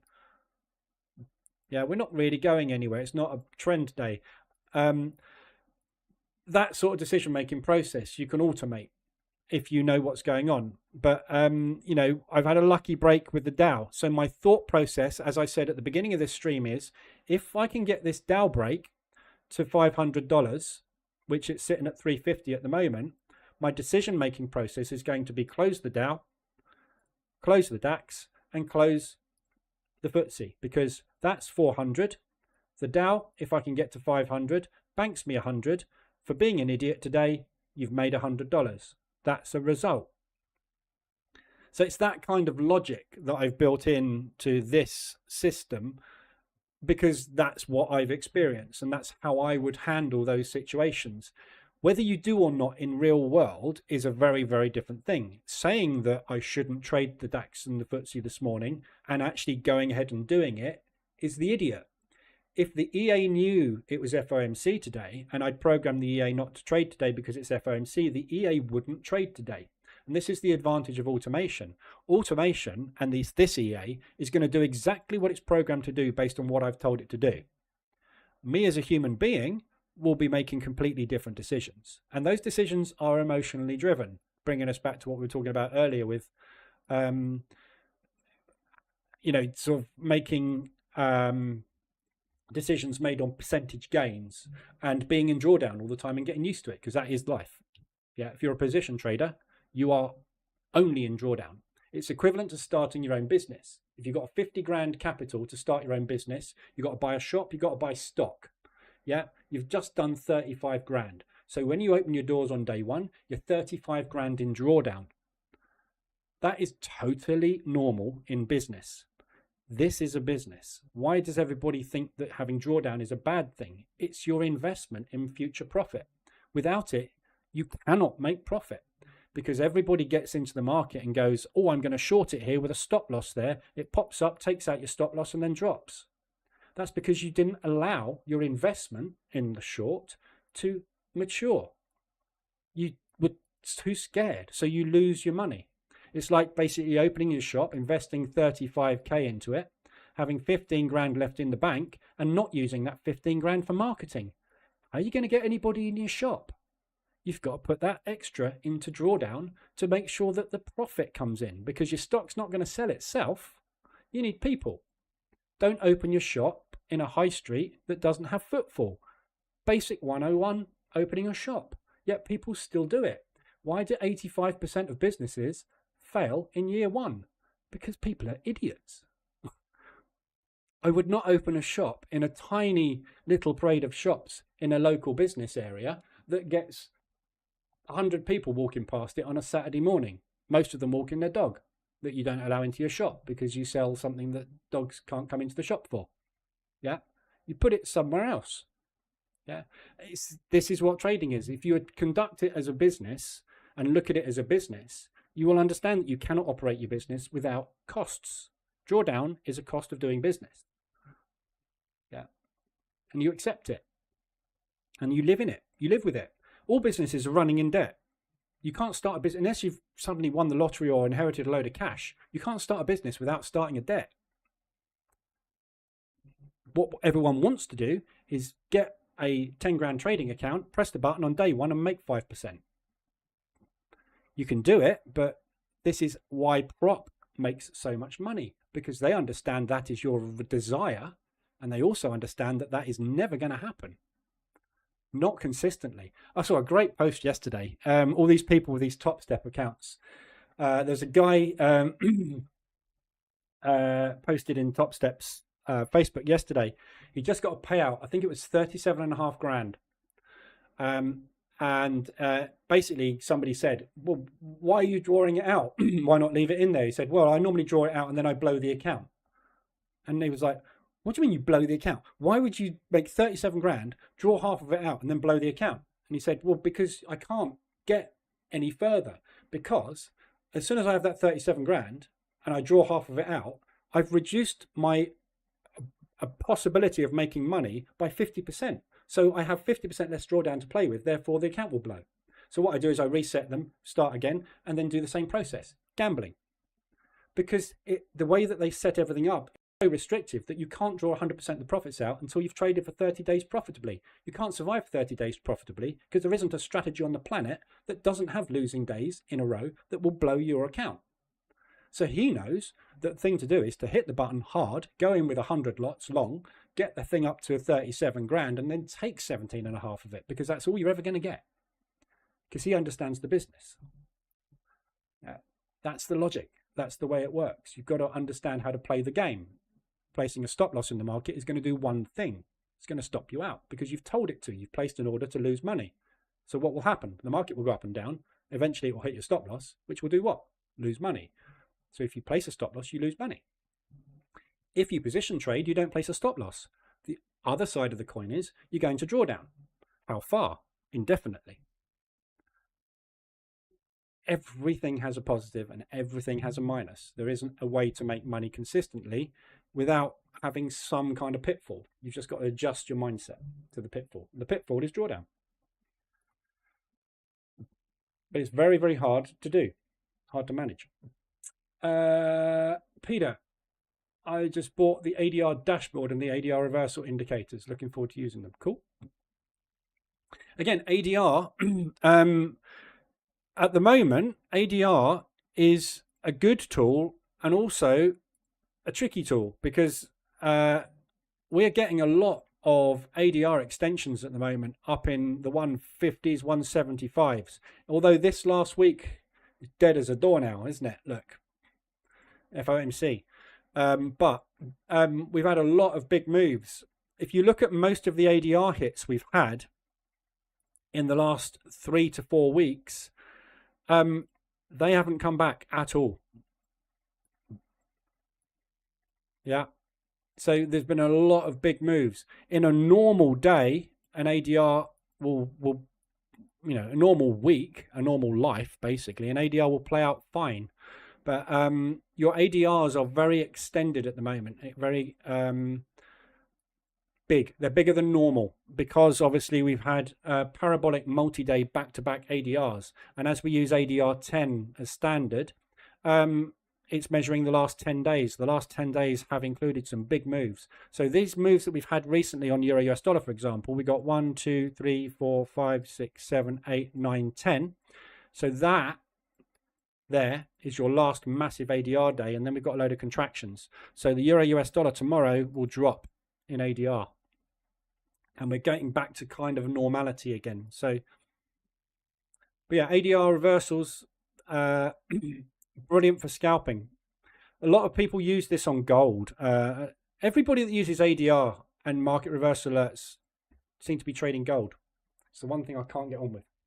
But they do, because gold is a massively volatile thing, and it suddenly hits ADR. And as soon as you get a retracement, the retracements happen very quick. So that's a really good thing to trade on it. But nothing wrong with ADR reversal strategy. It's just the way I trade it. With position trading, it's a bit risky.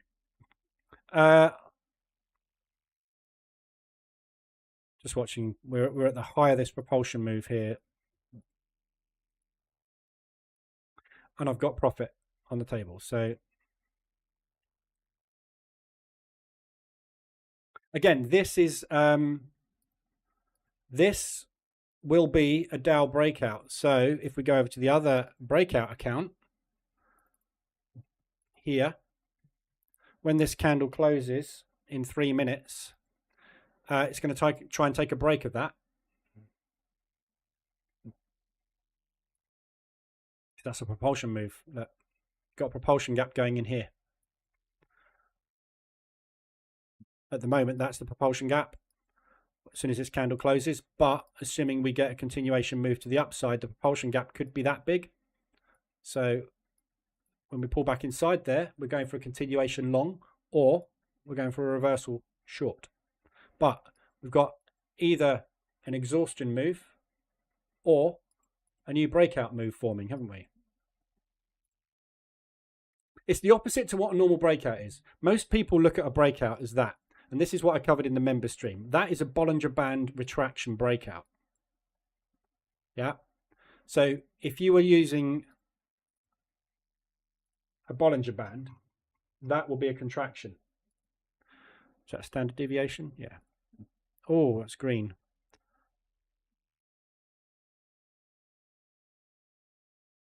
Yeah. So that's your contraction look. So whenever you get an accumulation in price after an expansion, you get a contraction.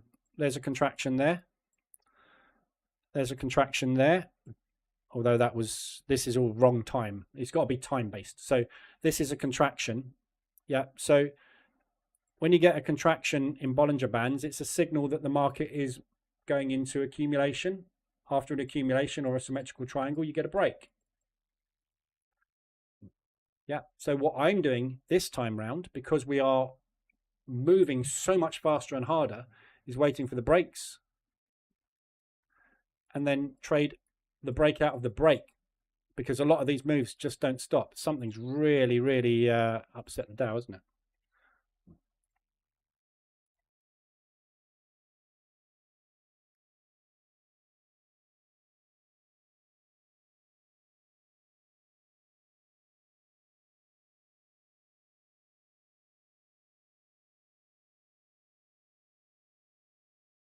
Yeah, it's up to 1700 now on that 8. So I'm up a grand, but let it run. There we go. So that's TP hit. So I've banked 254. I'm actually going to lock in another 150. So that is 400 locked in. So 250 banked. That stop there, assuming we do that, is 150. So that is paid for the DAX 200 and the FTSE 200. So it's a break-even morning. Done. So nothing lost, nothing gained there. Right, that's all I've got for you today. It's 4 o'clock. Bloody hell. Been on for 2.5 hours. So yeah, I'll be back tomorrow morning for the member stream. I haven't done what I meant to do for the member stream because I've been working on the ORB, which was get that poll out about learning stuff. I'm not going to get a chance today. So I think we'll just do normal stuff tomorrow. I don't know what to do tomorrow. We'll just do normal stuff tomorrow. But if you've got anything, members, if there's any members still in here, if you've got anything you want to talk about tomorrow, let me know, and we can cover it. So, yeah, maybe do some zone trading as well. Michael's just said. So, yeah, I'll be back tomorrow morning for member stream, and then back on Friday for the morning session again for the recap of the week. We'll have a look at what's happened with all the interest rates on Friday.